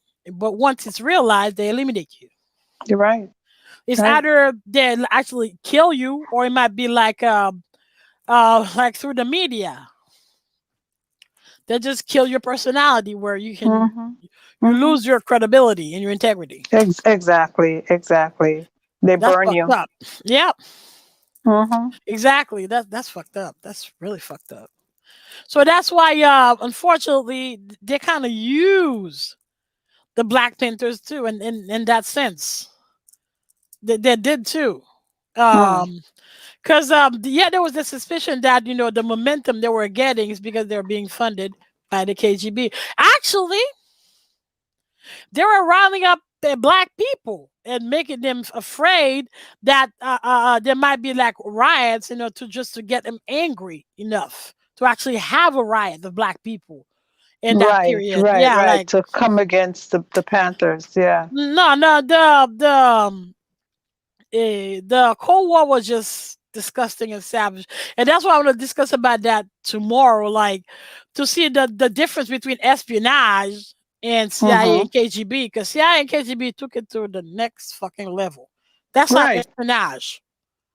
That's fucked up what y'all doing. Because espionage is gathering intelligence to, it's, for example, there's something you want to find out to advance or from your enemy. You want to find out what are their plan. That's espionage. Because from the beginning of the time, that's where you had ninjas. The ninjas were not like assassins. They were spies. That's what they were. Right.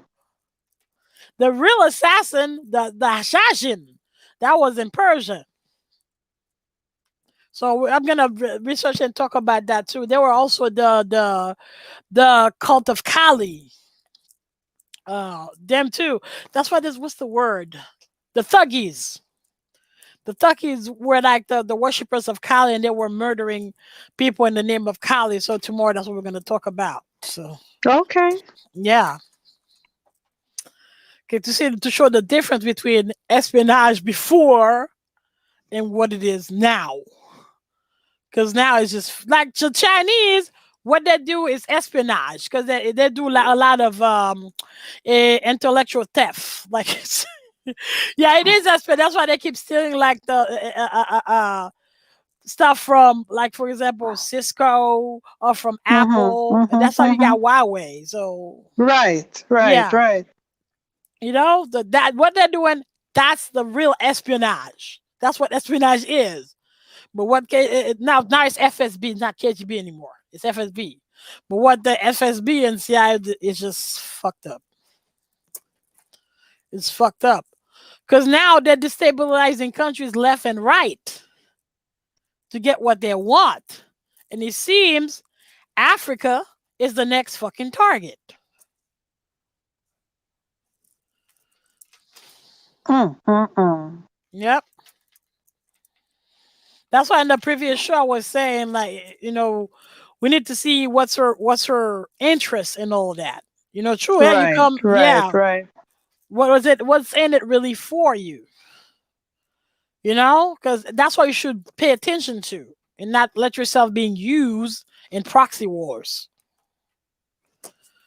Especially if at the end they're gonna eliminate you once you serve your purpose. Well, if you don't know that, then you're gonna that's the thing. That's why he defected, because he actually was telling those victims, you're about to be eliminated. There's also, I was going to talk about that guy too tomorrow. The guy who actually started making people aware of what's going on in Palestine.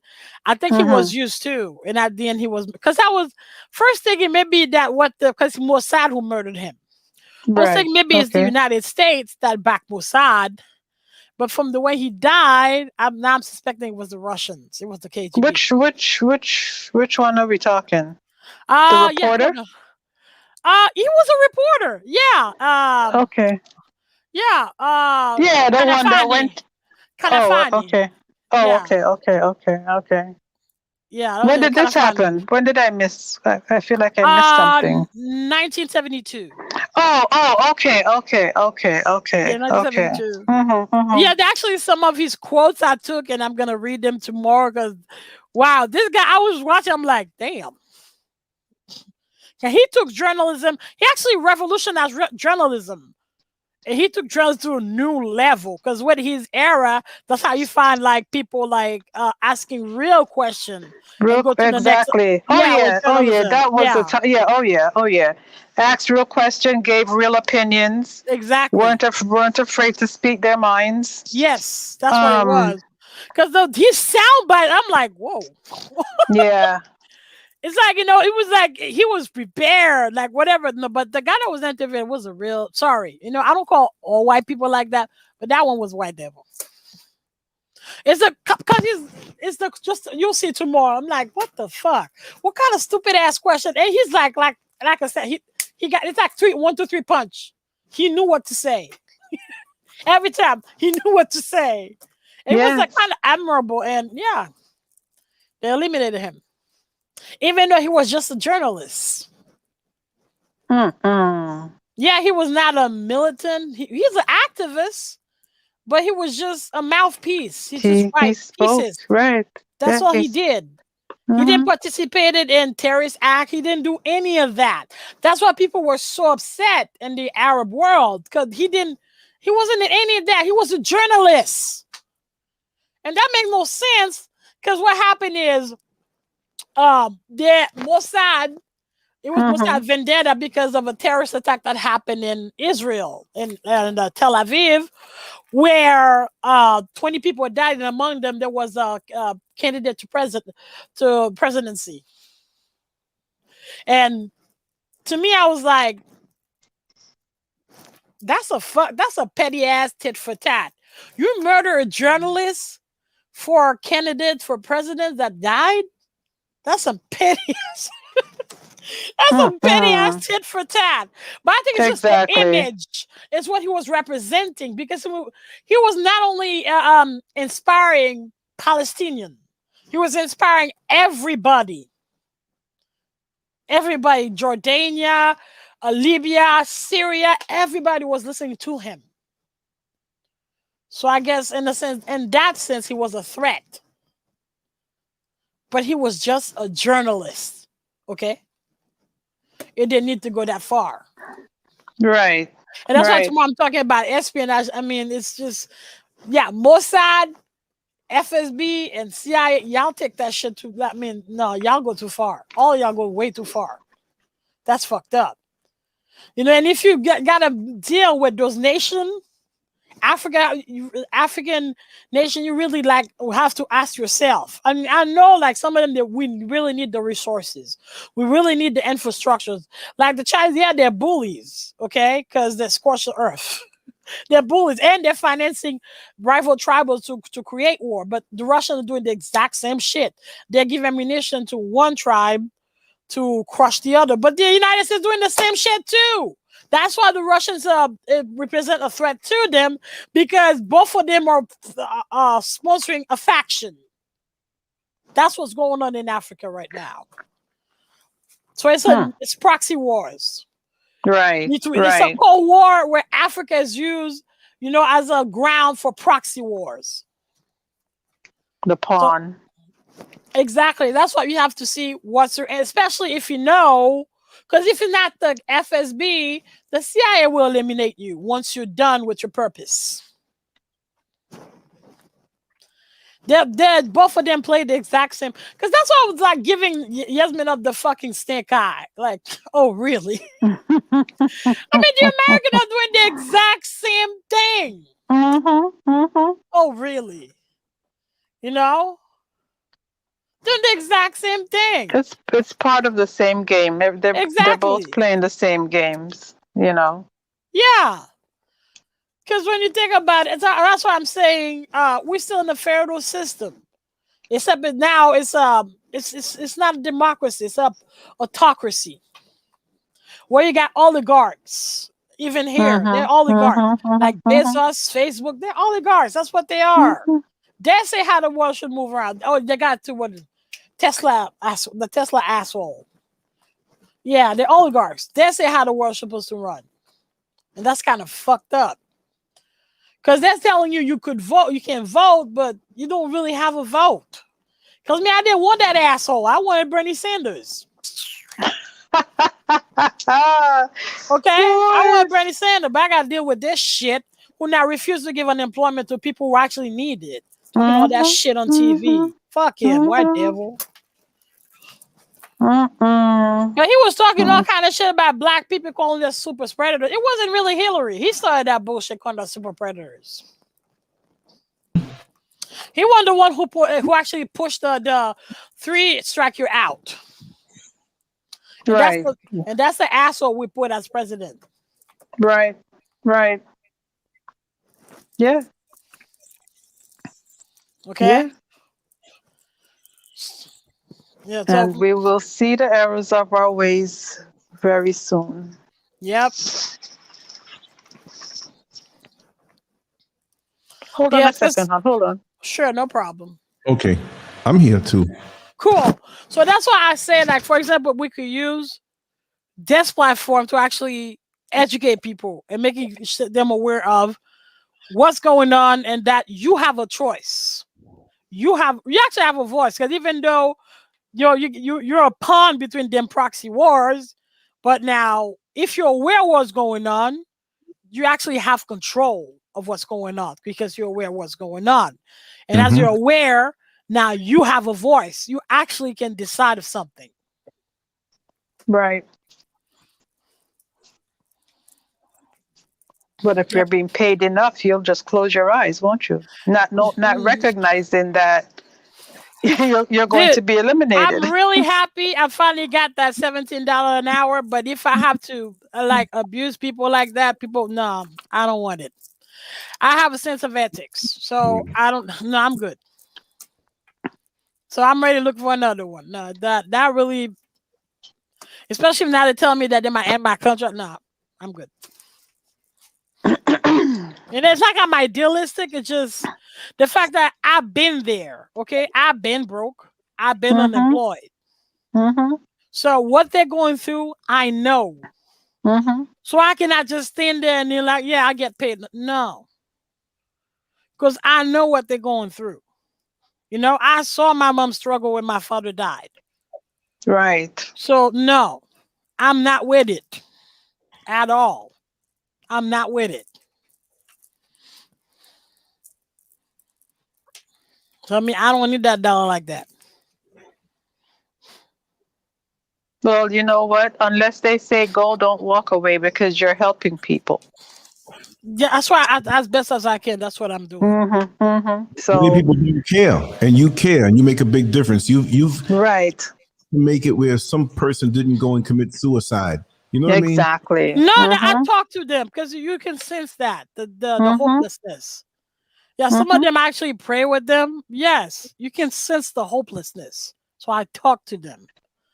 Because I've been there. I know what they're going through. I hear you. Yep. You know, and then to me, it's like you're in that position of power. I mean, at least really work for that fucking money, man. How can they don't have any empathy? That's what the the problem. Fuck? They have no soul, no empathy. You know, it's just like me with my psychologist. I'm like, bitch, you're getting paid $450 per hour. I mean, I don't pay it, but the insurance pay you. I actually work for that $450. I told them a hoe can do work way more than you do for way less. What the fuck? And that's the truth.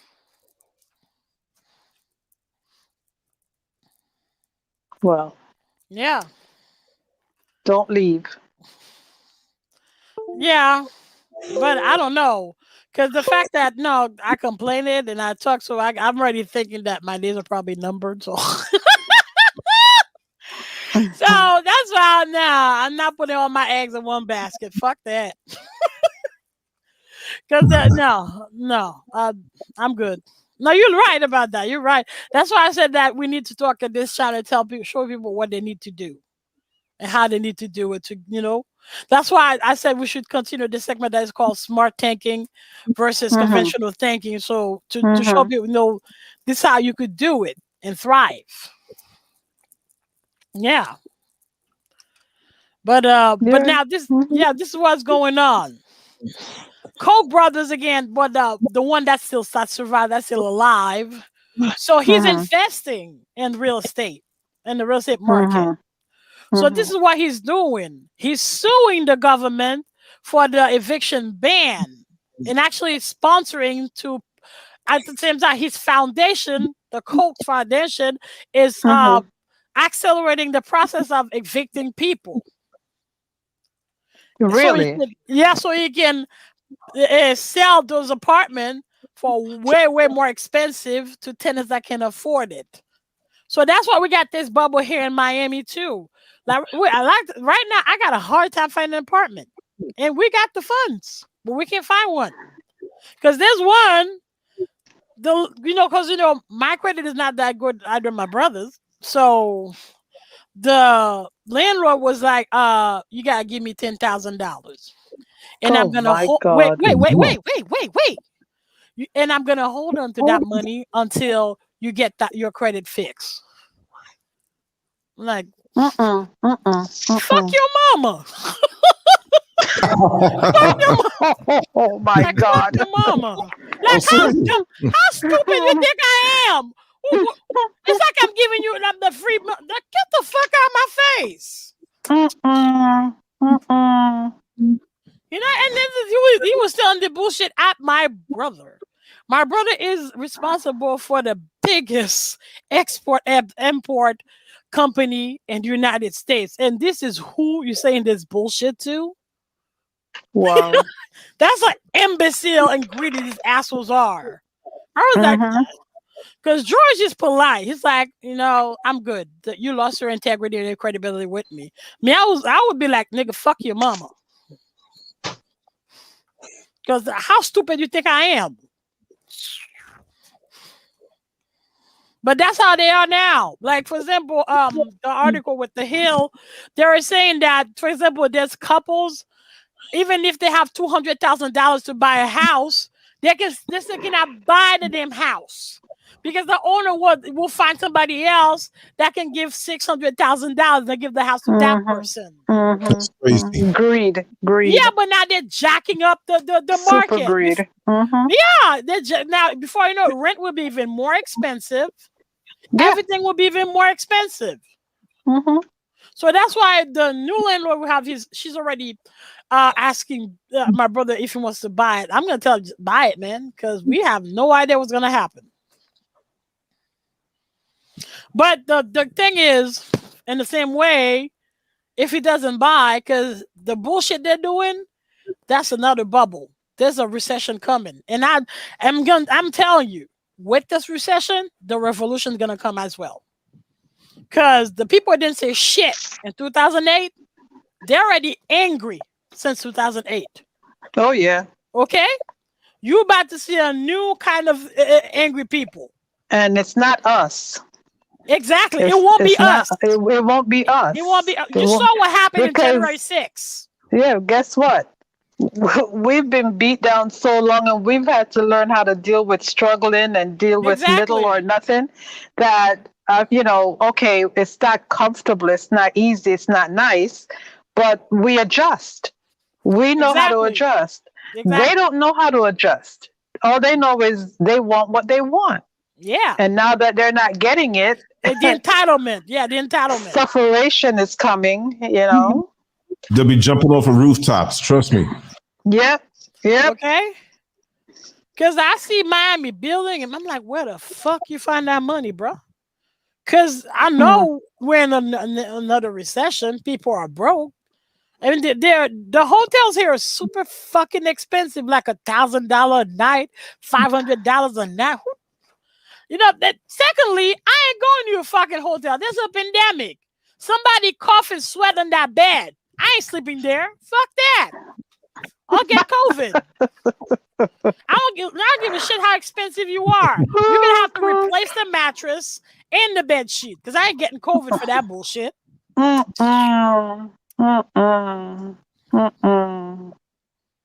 Because that's the reason why I'm not. I don't really think that's how that works, but that's funny. I mean, because I don't know, because the person before me sweat on it. Coughing there and everything.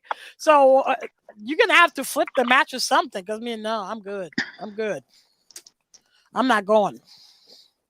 So maybe after 3 years, I'll start traveling again. Because probably we'll have control of the situation. But right now, I'm good. Well, you can always bring your own linen and pillows. Yeah, that's what we're thinking. Like usually we do. Like I bring my own pillow. And I bring my own blanket. So we do that. So probably that's what's gonna have to be, because I'm thinking, like buy one of those, stuff you cover the mattress, the mattress stop. Right. That's what we're gonna have to do, and bring our own pillows and our own towels. Because now, somebody else sweat on it. I'm not. No, forget it. No.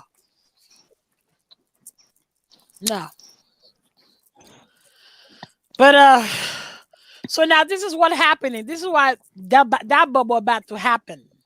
Because now we got investors that they're like calculating and betting on either if the eviction ban gonna prolong or if they're gonna lift the eviction ban. Because if the eviction ban continues, a landlord's gonna lose their property.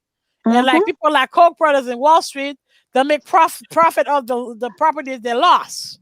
Yes. If the eviction ban left, then they can rent the apartment for jacked up prices. So either way, they're making money off of us. Either way, they're still getting rich over. That's right. On their own back. It's the same thing happened in 2008 when the real estate bubble happened. How many people made a gazillions of dollars betting against it? Exactly. Betting against it. And when I was listening to that, all it made me think of is about the second Bill of Rights of Roosevelt, because before unfortunately the year before he died, like a few months, he was pushing that bill. If it would have pushed that bill, because I actually learned about it through Michael Moore's movie, because the movie is called Capitalism: The Love Story. So his quote was like, he was saying that had Roosevelt lived and succeeded, every American, regardless of race, would have had the right to have a decent job, a livable wage, universal health care, a good education, an affordable home, a paid vacation, and adequate pension. None of this would come to pass. No American would be guaranteed any of this.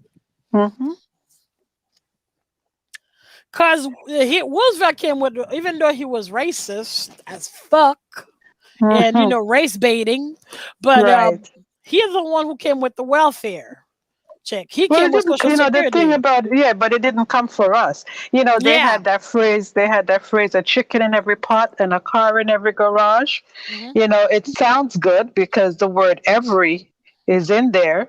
So you would think every would be all inclusive, but it really wasn't. It wasn't for us.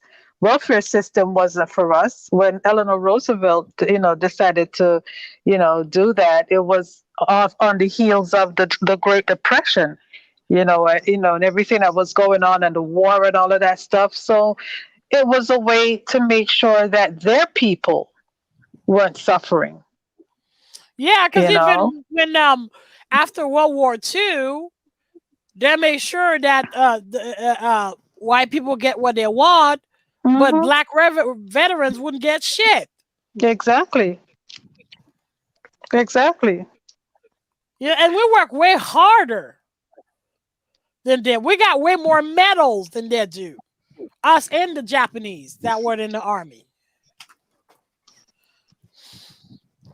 Look at all those fighter pilots that went out and they all came back. The black group, Yeah. They sent them out thinking that they were going to get killed. Yes. The platoon, the black platoon. Yeah, they sent them out. Yeah, sent them out. Well, part of the Tuskegee Airmen. Yeah, the Tuskegee. That was the name. Yeah. But they sent out the groups that they sent out. They thought that they were going to get killed, and they all went out, completed their mission, and came back. Yeah. They do that all the time. They sent them into Germany, sent them into towns, and people were scared as shit. Here they are coming to tell the people that the war is over, and the people are running from them. And it's like, well, what the hell did we do? Well, the same folks that sent them in there to announce that the war is over secretly told the people in the town to be afraid of them, of the African American soldiers. So they're coming to help them, but the people are being told to be afraid of them, and they're running from them. It's crazy. Yeah. It's madness. It is madness. It is. But because the second Bill of Rights, because it says every American has the right to a job, like you said, an adequate wage and decent living, a decent home, medical care, economic protection during sickness, accidental old age or unemployment, and a good education. If yeah, because that would be the second. If that would be part of the Constitution, which means it would Okay. have been mandatory for everybody. Exactly. True. But as soon as he died, the Republican like gradually, they little by little, they made it harder and harder and harder for the working class. It's like just like the girl said in the article in the Hill that you got to prove that you were poor. You have to prove that you're suffering. That's kind of fucked up. That you got to prove that you're in a dire need of money. That's really fucked up. How do you prove that? Yeah, like how do I do that? You go out? Do you go out in raggedy clothes and dirty face and say, "Look, no, man, what the hell? Look, this is what poor looks like." Yeah, poor doesn't really have a look. Poor doesn't have a look because you have people who are poor and they have dignity, and then you kill them dead if it's even one outfit. They'll wash it overnight and wear it half damp the next morning, just so they look clean and well put together, and you wouldn't know they're poor. So how do you prove that? Exactly. So yeah, that's why I was saying that like the all the progressive candidates that want to get in Congress, I'm like, yeah, but they will never let you in. You do understand that you're way too progressive, and the way you can really realize things, it's not in government. Go private, create a non-profit. That's how you really will make a difference. So actually become like a lobby. Yeah, get the funds and become a lobby. So you can put pressure on the government. You don't have to be in the hall with them, the Hall of Fame with them, because you're gonna have to adapt and act at the end exactly like them. Right. Because little by little, what's the name? Ilhan Omar and you don't hear them anymore. Okay, so you don't hear them. They shut your asses up quick. They have no more. You gotta play by their fucking rule, especially if you're getting the endorsement. Exactly. There you go. Okay. What the fuck you kidding? Nah. The thing is to that's not, and they didn't want to, because I kept telling her that because she was running against Frederica Wilson. Because Frederica lost all her credibility with me. I don't like her ass. Especially she was pushing for Jovenel Moïse to stay in Haiti. I'm like, you know what, bitch, we're done. I don't like your ass no more. I don't like your hats anyway. They look kind of corny. At least wear a nice hat. Have more style. I don't know. It's kind of corny. But yeah. Yeah. But she was, it's like she's Haitian. And she was running. I guess. But I'm like, girl, you're not going to win. Even if you win, you won't be able to realize what you're saying. Yeah, they'll shut you down real quick. Before you know, you'll play by their rules. Like, look how they shut up Ilhan Omar. They came with that bullshit that she paid people to elect her. They shut her up quick. And that's some bullshit. Like, damn. That's crazy. But then we find out that the guy that did that was paid to do that. He was paid to go on national television and say something so despicable. But the point is if they want to shut you up, they can. That's right. Yeah, you got to know that. You got to know that.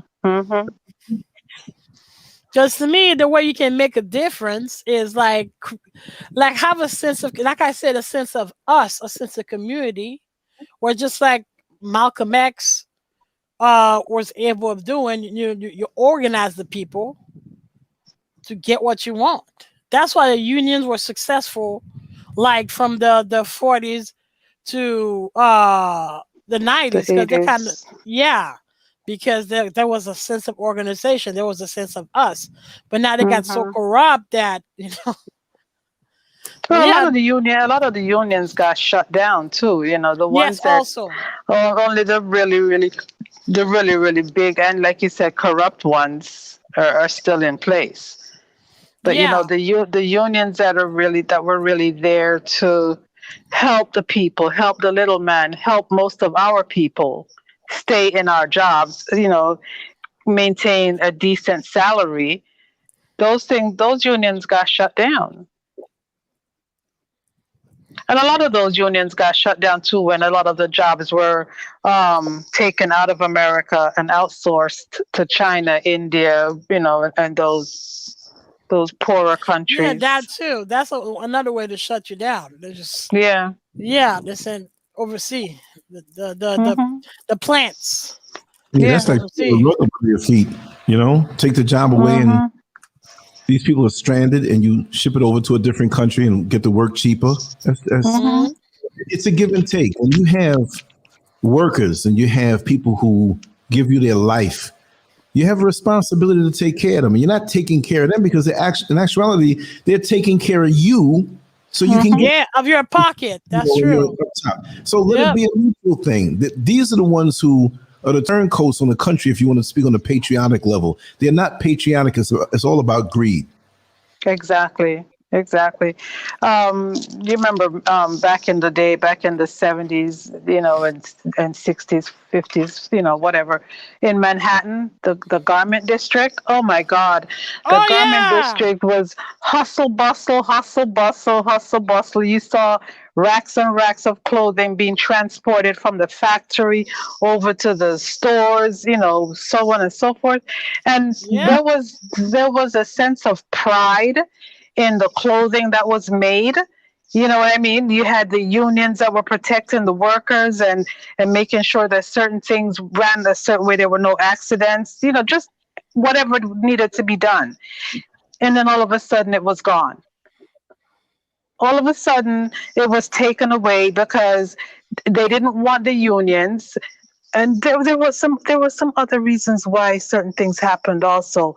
But all of a sudden they were offshoring their manufacturing. They wanted to save money. They wanted to keep more money in their pockets. You know, quality of clothing went down. People lost jobs.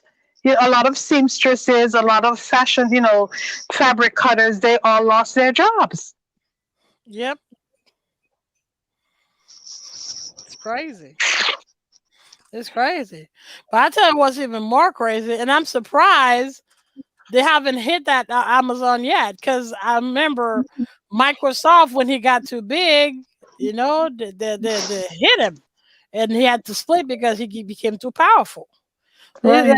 Well, Bill Gates is still too powerful, because now it's Bill Gates who dictates if you want a vaccine or not, or if it's gonna be a pandemic or not. It seems that it's kind of coincidental that every time you predict something gonna happen, and it does happen. And then out of the blue, you come with a solution. Well, I'm just saying. But now Amazon is about to buy MGM for $8.45 billion. Yeah, just like my brother said, Amazon's the Death Star, man. Yeah, it's the Death fucking Star. Like, I mean, it's agreed with no goddamn bound. What the hell? So now they have medical insurance. They got the bank. They got the movie industry. They shut down Barnes and Noble.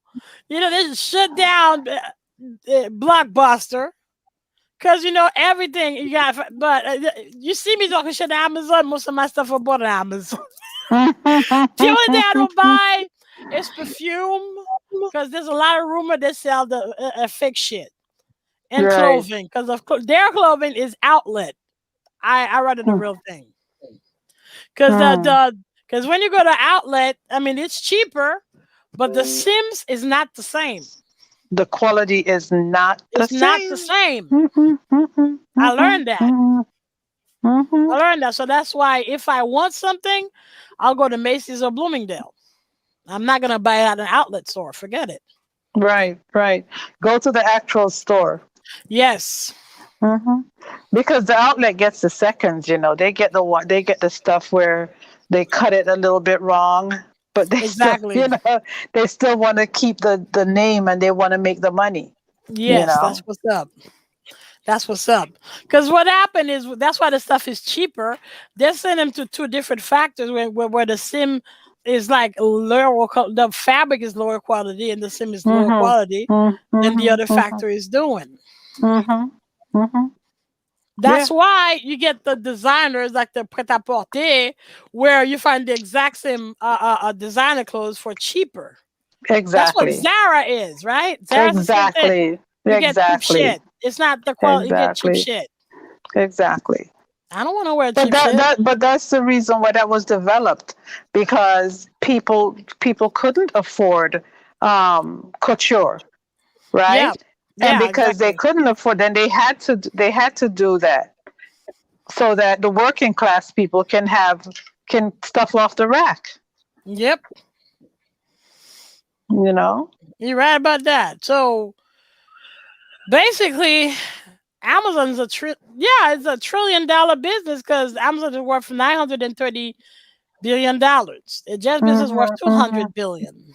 At one point, he was worth $500 billion, but he got divorced and the lady took half. No, listen, that was just a play money. Because once she gets that, unless there's something in it where it says into perpetuity, she's going to be getting X amount of dollars from him. Once she gets that, that's a one-time deal. He's still making money. Exactly. So, Exactly. Still making money. But my only regret is that I didn't buy even one stock in Amazon when they were just a bookseller. I know, right? Oh, gosh. Yep.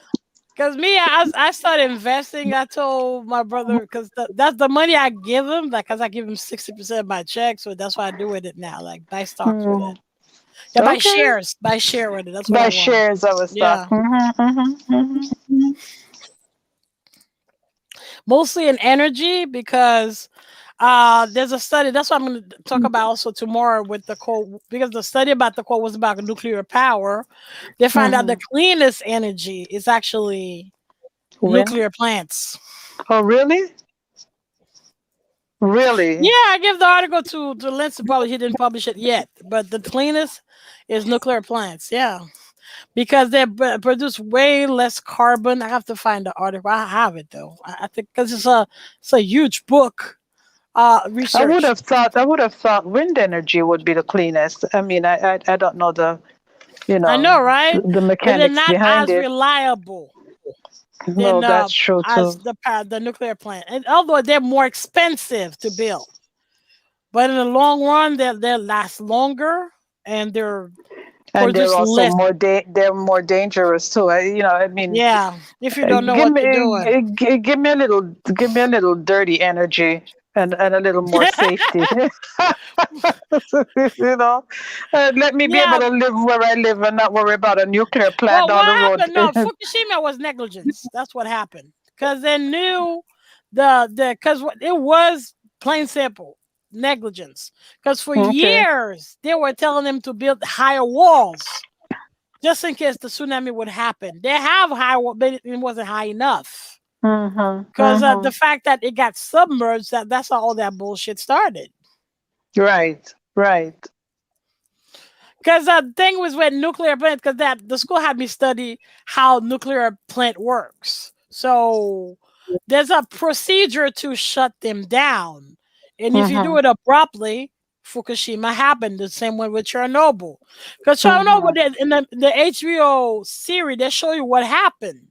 It's just they removed the coil from the uranium platform, because actually it's a friction between uranium, but it depends. Some are uranium, some are plutonium. Because actually them being so close to each other, they create a proton, neutron, and that's how they release energy.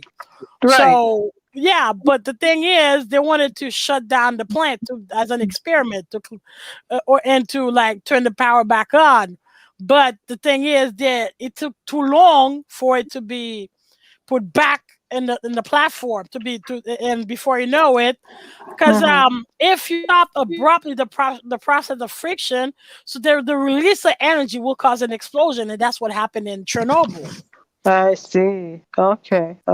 So in Fukushima, the ocean sea had salt, and it created a new reaction beside the friction. That's why the reactors, one after the other, they exploded. Right. Makes sense. Oh my gosh. Yeah, it was negligence, and the way they solved the problem, that was even more fucked up. They went and found all the kind of homeless in Japan and sent them to die at Fukushima. Man, that's what the fuck. Right. What the hell, man? That's messed up. That's really messed up. Yeah, because even the world was like, what the hell? And before you know it, that thing was spilling in the ocean. Because we still find radioactive fishes. Listen, don't eat nothing that's coming from California. I know, right? No, because now nothing from the West Coast. I know, because now we have tuna farms, we have sturgeon farms, and we have, because we make our own caviar now. We got sturgeon farm, we got the other one, salmon farms there. So we're at this point, we don't even need to mess with the ocean anymore, which is good. Yeah. Well, if we know the integrity of the fish farm, because there's that too. There's that too. And a lot of the farms are in the ocean. A lot of the farms are in the ocean, so there's if the water is contaminated, you're still eating contaminated fish, even if it is farmed fish. Yep. That's a heck of a thought. Oh, not only that, imagine all the plastic, because the plastic gets shredded in the ocean and in the air. So basically, all of us, we got plastic in our lungs, and there's plastic in our food, because the particles are, when you eat fish, you're eating particles of plastic. Well, when you eat certain manufactured foods, you're eating plastic. Yep. And not only that, we stopped recycling because we went in. Donald Trump was talking shit about China. So China stopped taking our recyclable things. So all that trash, I don't know where they put it. Where they put it anyway. Oh. I don't know.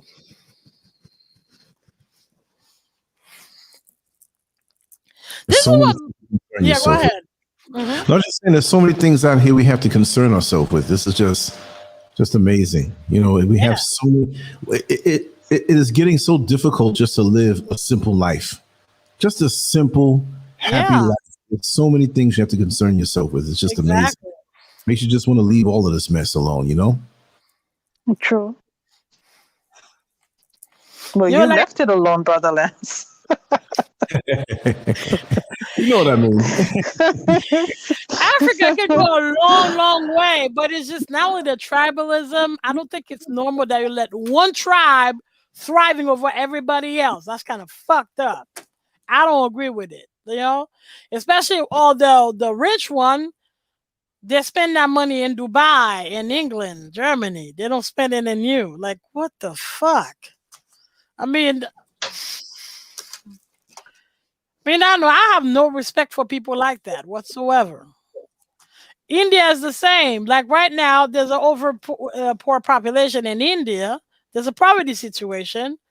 And the people who got the money, they're spending in Dubai, in Paris, flaunting. Like, I got no respect for you and your money. At least spending on your people. I don't know. You got the manpower. Okay? Spend it on your own people. Create the novelty in your own country. True. But no. Rather spend it with the Arab than the white people. Whatever. Do you? Do you? Whatever. Yep. You're right. You're right. Do you? Greed. Yep. Yeah, plain simple. Because I remember Vice News was showing a documentary about the billionaire in India, and you see this guy living in a skyscraper. 10 floor. It has is that 100 floors? I don't remember how many floors. I think it was 100. And right Really? next, yeah, and you're looking down from the windows, you see the slum right next to it. The guy he has 100 cars in that building, Maserati, whatever, Lamborghinis, whatever. So the guy from Vice was like, "It doesn't bother you that he got all that money, and you're looking down the people that are in extreme poverty? What the fuck?" You know? Wow. It doesn't bother you? Because me, that would bother me deeply. Okay, nah. Actually, I don't need a building with 100 floors. What the fuck for? I'm one person. Well, Beatrice. I'm one person. Why am I do that? And you know, there's actually one Chinese actor who has that mentality. Jack Mao. He's the one who played in the thing with the dragon crouch. What's the thing? He plays in several American movies. But yeah, even though he's a billionaire, yeah, he's really very the frugality is extreme. What the fuck? Can he still live in the same shack that he had when he was poor? He's still living in the same condition. He still catches a bus like everybody else. He only wears expensive clothes, where there's like festivals and stuff where we play movies, but he doesn't. Besides that, Right. And what is he doing? What is he doing for his people? Okay, that I was thinking that too. I was thinking that too. Oh my God. Yeah, you don't need the money. Why don't you give it to somebody who really actually need it? But then we don't know. Yeah, I don't know. So whatever. Right. A lot of people do things on the quiet. They don't advertise. Yeah, that's true. They don't. And they live simple. They live very simple lives. They have money. They live simple lives, and they do their charity work in the quiet. Yeah, which is better. Yeah, because they're not looking. They're not looking for praise. That's the thing. That's the big difference. Only people who are looking for praise and adoration is going to advertise what they do. Yep. Because there's that too. What was his name? I forgot his name. Because I think he has a doctorate in economy. He's saying even though the super rich that do charity, they give out money, it's not really out of the goodness of their heart. It's because they get tax break as they do it. Exactly. Because they get that money back anyway. That's true. With the tax break. That's all it is. And what kind of charity they give anyway? Because Bill Gates, he gave poisonous vaccine in Africa and in India. Because kids were dying left and right. And in Africa, they got sterilized. So, I don't know. Wow. Yeah. Yeah, be aware. Be really wary of when a guy calls himself a philanthropist. Yeah, you should run as fast as you can. Don't take their money. No, when they call themselves philanthropists, that means they're devils. Literal devils. Rockefeller called himself a philanthropist. And he sponsored the sterilization of Irish, Italians, and Black people.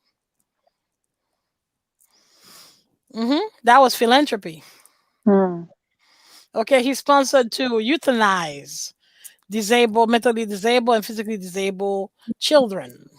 That was philanthropy. He financed the same thing in Argentina where he couldn't do it here anymore. He actually also financed lobotomy. Right. That was the philanthropy. That was his philanthropy. And when he couldn't do it no more in Argentina or here, he went and financed the Nazis.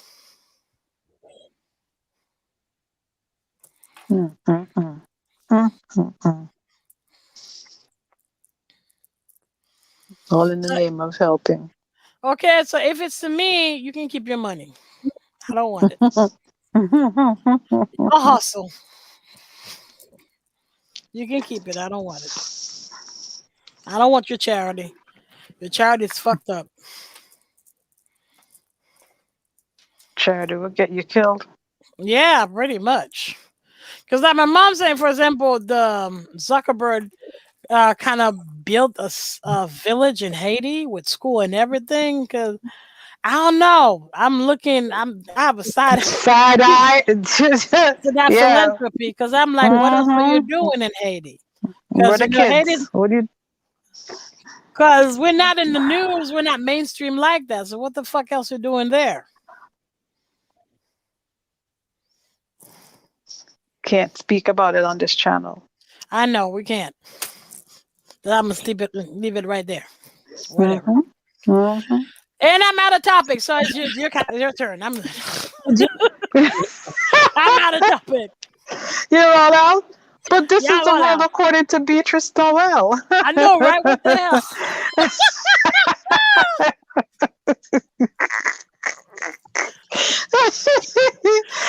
My limit is 2 hours. This is your show, baby girl. Right? This is your show.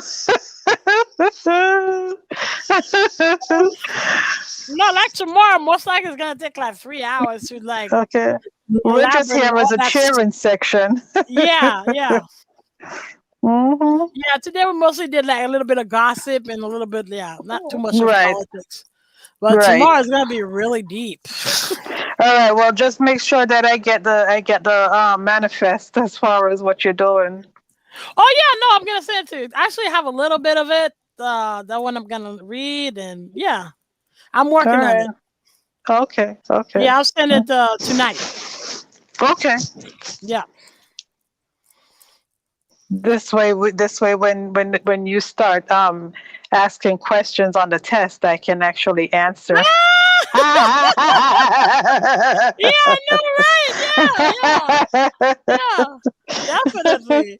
No, we'll send it. Yeah, no, because we gotta know what we're gonna talk about. I agree with you. Because I think we should start with the Cold War. That's what we're gonna start talking about. Because the espionage, that's how CIA. But KGB was there for a long time before. Right. Yeah, even before World War II, it was already there. Because it started with actually KGB was there since the what's the name, the Romanovs, because they're already plotting to depose the Romanovs. That's how it started. Because no, the Russian they've been spied for centuries. Because for example, Catherine the Great. So they're always saying that she had many lovers. Yeah, but they were not lovers. They were spies. Okay, the same way with Cleopatra, because they always like saying that she was promiscuous, she was this, she was that, but the lady spoke 16 languages. You don't fuck with a woman who speaks 16 languages. Ain't that the truth? That's a strategist, not a promiscuous woman. Ain't that the truth? Yeah. So the KGB started. They've been there for a while, so that's why they basically got a heads up from the Americans, and that's why, in a sense, they're way more effective than us. because they've been in that game for centuries. Yeah, we're babies at this. Although spying started with with Washington, with the revolution we did there to kick out Britain. That's when spying started for us. But the CIA was born from the Cold War. I think in 1952. I think, yeah. But it's just the purpose of both of them. It's kind of disgusting and nasty what they're doing. I get it.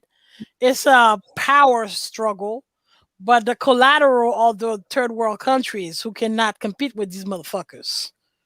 And that's not right at all. That's not right. Right. Yeah.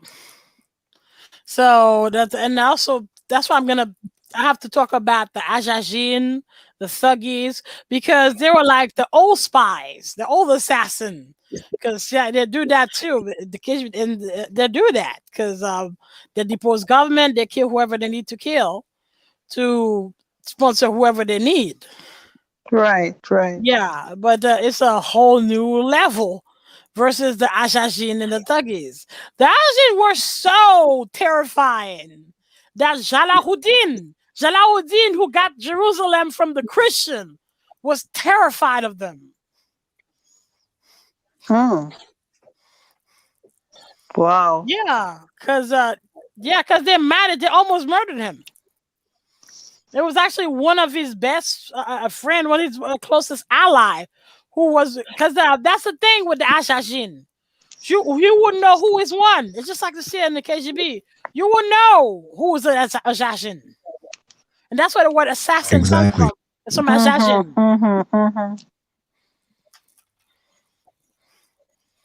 But at the end, it's Genghis Khan who destroyed them.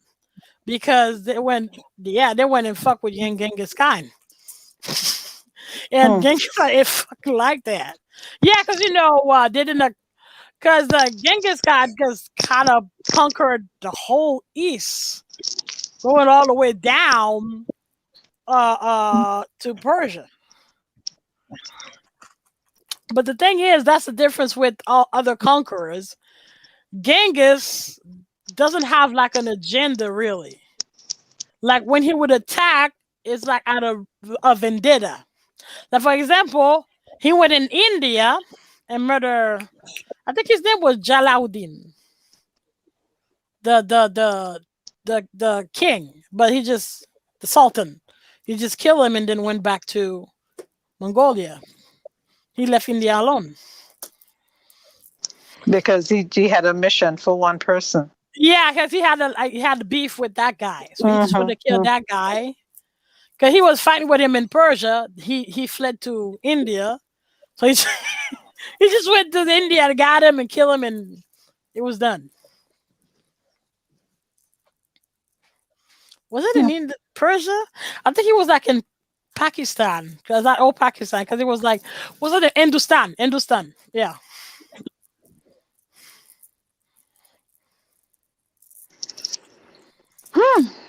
Yeah. So the only thing I don't know about is about the ninjas, but I know about the Ajajin and I know about the Thuggies, because we had to study about that too in my school, to study about espionage and counter-espionage. So right. So I know a little bit about them. Okay. Yeah. It's very interesting stuff. I know. It's fascinating. She's so brilliant. She's so brilliant. Look, Beatrice is the reason why some people didn't drop out of high school, because it was so fun sitting next to her.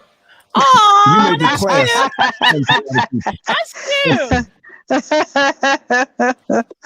That's the truth. People who sat next to you and like, wow, you made it fun. I know this. I know this for real. It had to be this way. Well, that's the thing too. With, for example, the KGB, the CIA, or the Ajajin, or the Thuggies, it's just there's an indoctrination process. That's how they got you.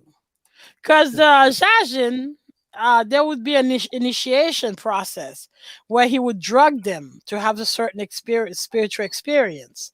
That's why they were do or dies motherfuckers. You do not mess with them. So they complete their mission no matter what. Right. So imagine you got that same doctrine. The thuggies were the thuggies were just like the CIA. You don't know who's won.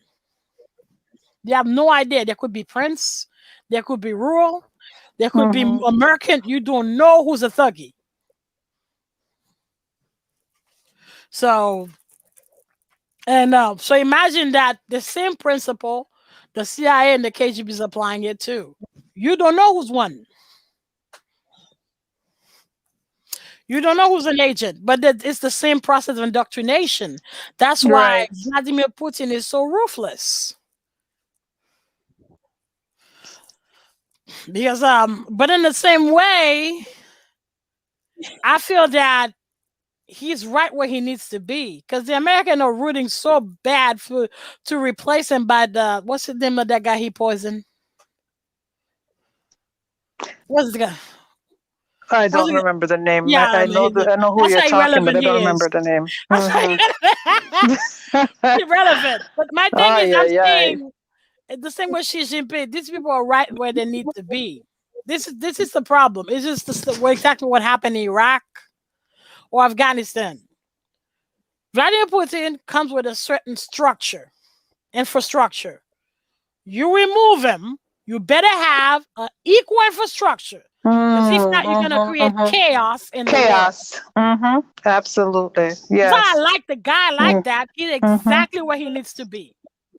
That's what they did in Iraq. In Iraq. Yeah, in Iraq. Yeah, that's what they did. Okay. So that's why I can't remember because he's irrelevant. Because he's nothing like him. You know, he brought that KGB infrastructure with him in Russia. And you take him out with that. I mean, you better have something that's equal. Because all you're going to do is crush Russia, and that's going to create a massive social, political, economical crisis in the whole world. We don't need that. We're already at an economical crisis. We don't need that. So unfortunately, he's right where he needs to be. Yeah. You're right. Yeah, unfortunately, he's right where he needs to be. Because that's why keep this the country stable. Yes.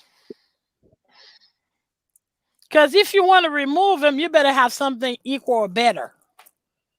Because you're gonna create a crisis. And you know, and Russia's massive. You don't need that kind of crisis. It's huge.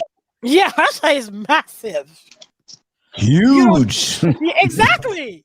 Huge. Because when the USSR fell and fell apart, even though several countries broke out of it, Russia is still fucking massive.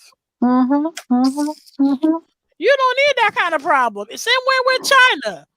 Leave Xi Jinping alone because you don't have the equal infrastructure to replace him. Right. Well, you know what? I don't think that really is ever on the table. You know, it's like war games. Oh, no. Putin, they want to remove him. That's for sure. Because Hillary Clinton, that's why there's like this lethal rivalry between him. He hates Hillary Clinton. Between him and Hillary. Hillary is rooting to take him out, especially the way he made her lose the election. So now that's why they're saying like basically Kamala Harris is her puppet. So because she's rooting. Yeah, I'm telling you, war is coming. I don't know where from. War is coming. And to me, it's unnecessary, but it's coming. Because we don't have the infrastructure. We don't have the money to do it. Not when 30% of your population is homeless and jobless.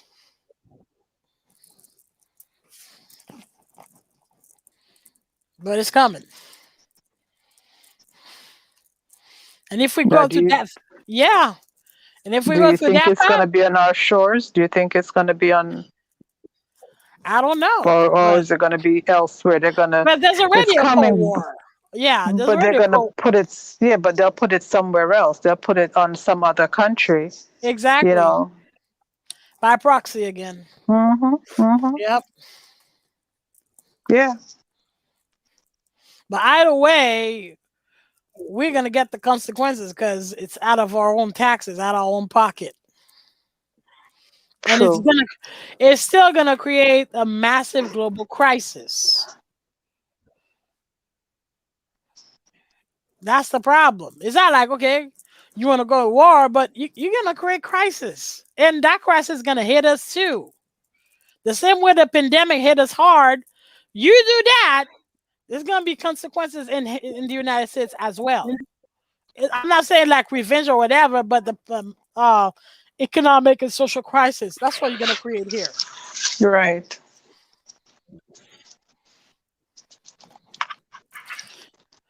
Yeah. As well as it'll create that, but then it'll also create jobs, won't it? Oh yeah. War is profitable. Mm-hmm. That's why they do it. Yeah. Yeah, every time a country is broke, that's why Germany went to the First and Second War. It was broke. Mm-hmm. Yeah, that's why France, when Napoleon was going left and right, losing countries, they were broke. You know, that's why we went to Iraq. We had no oil. We were broke. But I'm saying, yeah, like war's coming. I don't know from where, who, but war's coming. Because you see the Chinese and the Russian allying their armies and their fleet in the Pacific. They're getting ready for war. You see the Russian giving weapon left and right to African countries. War is coming. That's why the Americans are very nervous that the Russians already are making like incognito moves that you didn't even see that coming. They're making moves. And that this alliance, Iran is with them, Turkey is with them, and we're fucking with the Venezuelan that they're with them. South American countries are with them. So I don't know, man. I don't know. I guess it is what it is. Yeah. Yeah. Yep.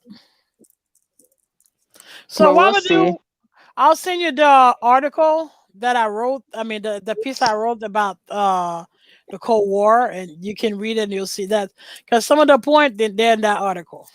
Okay. So, okay. Yeah. Okay. That sounds good. Yeah. All right, and then you'll send me the rest of whatever you're going to be talking about. Yeah. Because I still have some readings to do. That's why I didn't send it yet. Okay. Yeah, because I want to get as much information as possible about the assassin, the thuggies. So we get, yeah. Sounds good. Yep. Brother Lance? Yeah, you have the floor, Brother Lance. I'm done. You know my limit is 2 hours. Brother Lance? Yes, Where did I'm he right step here. away to? Oh, okay.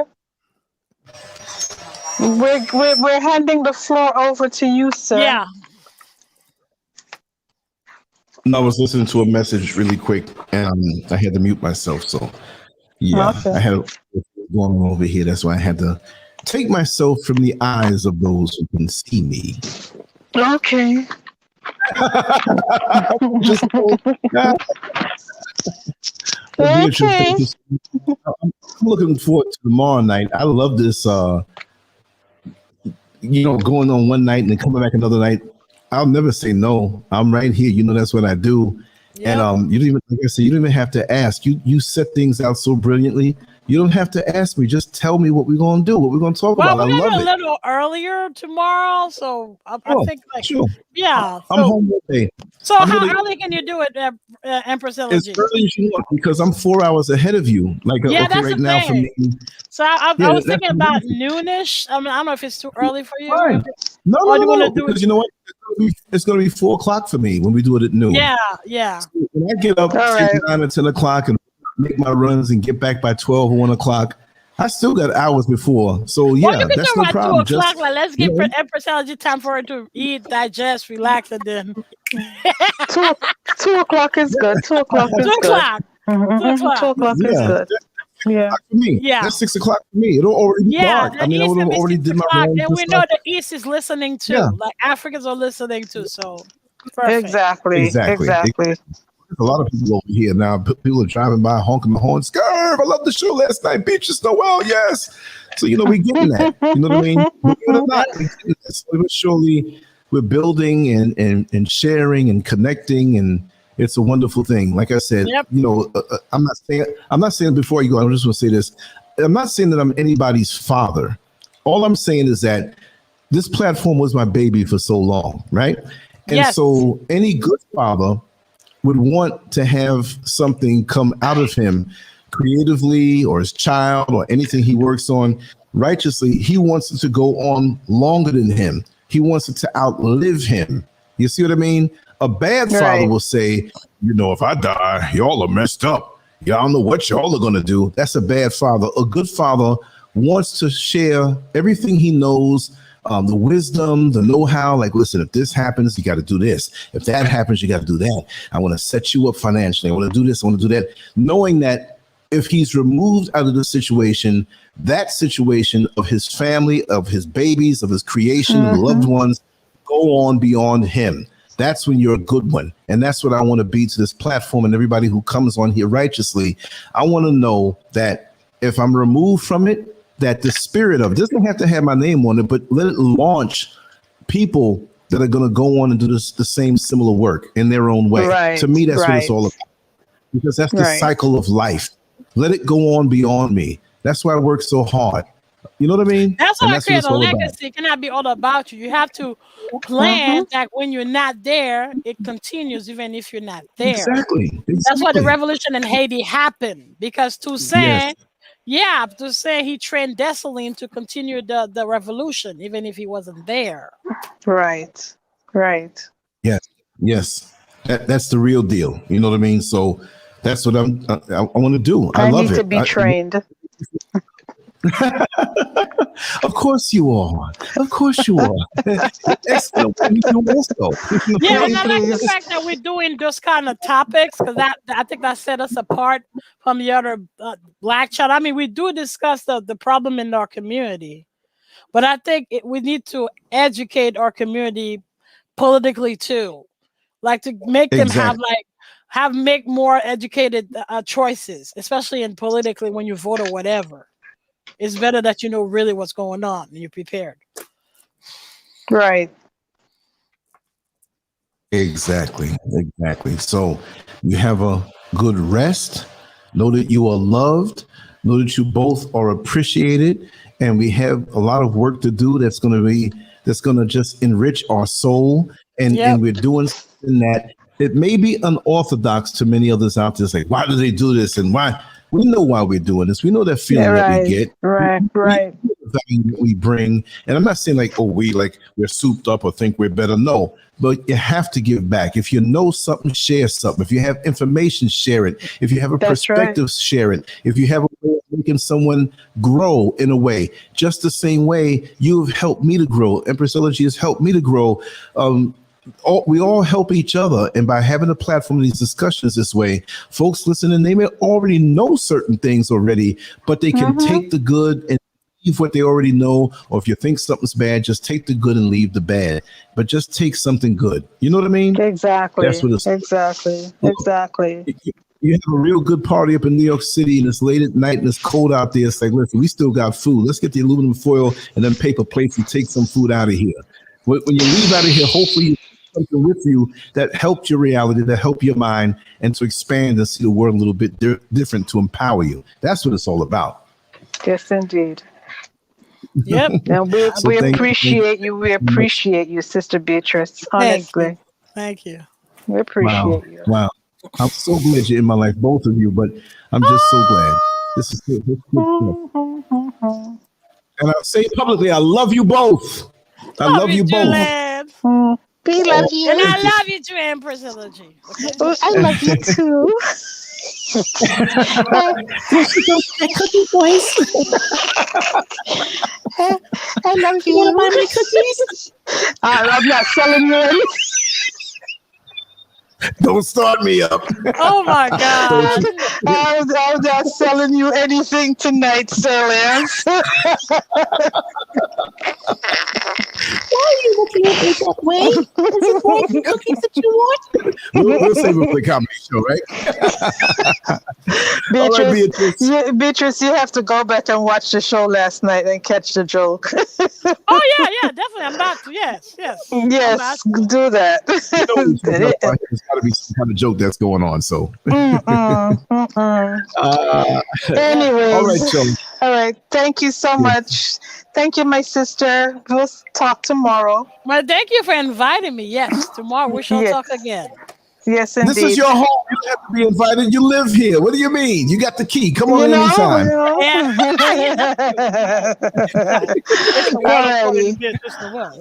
There you go. See. Look at that title. That's a heavy title, man.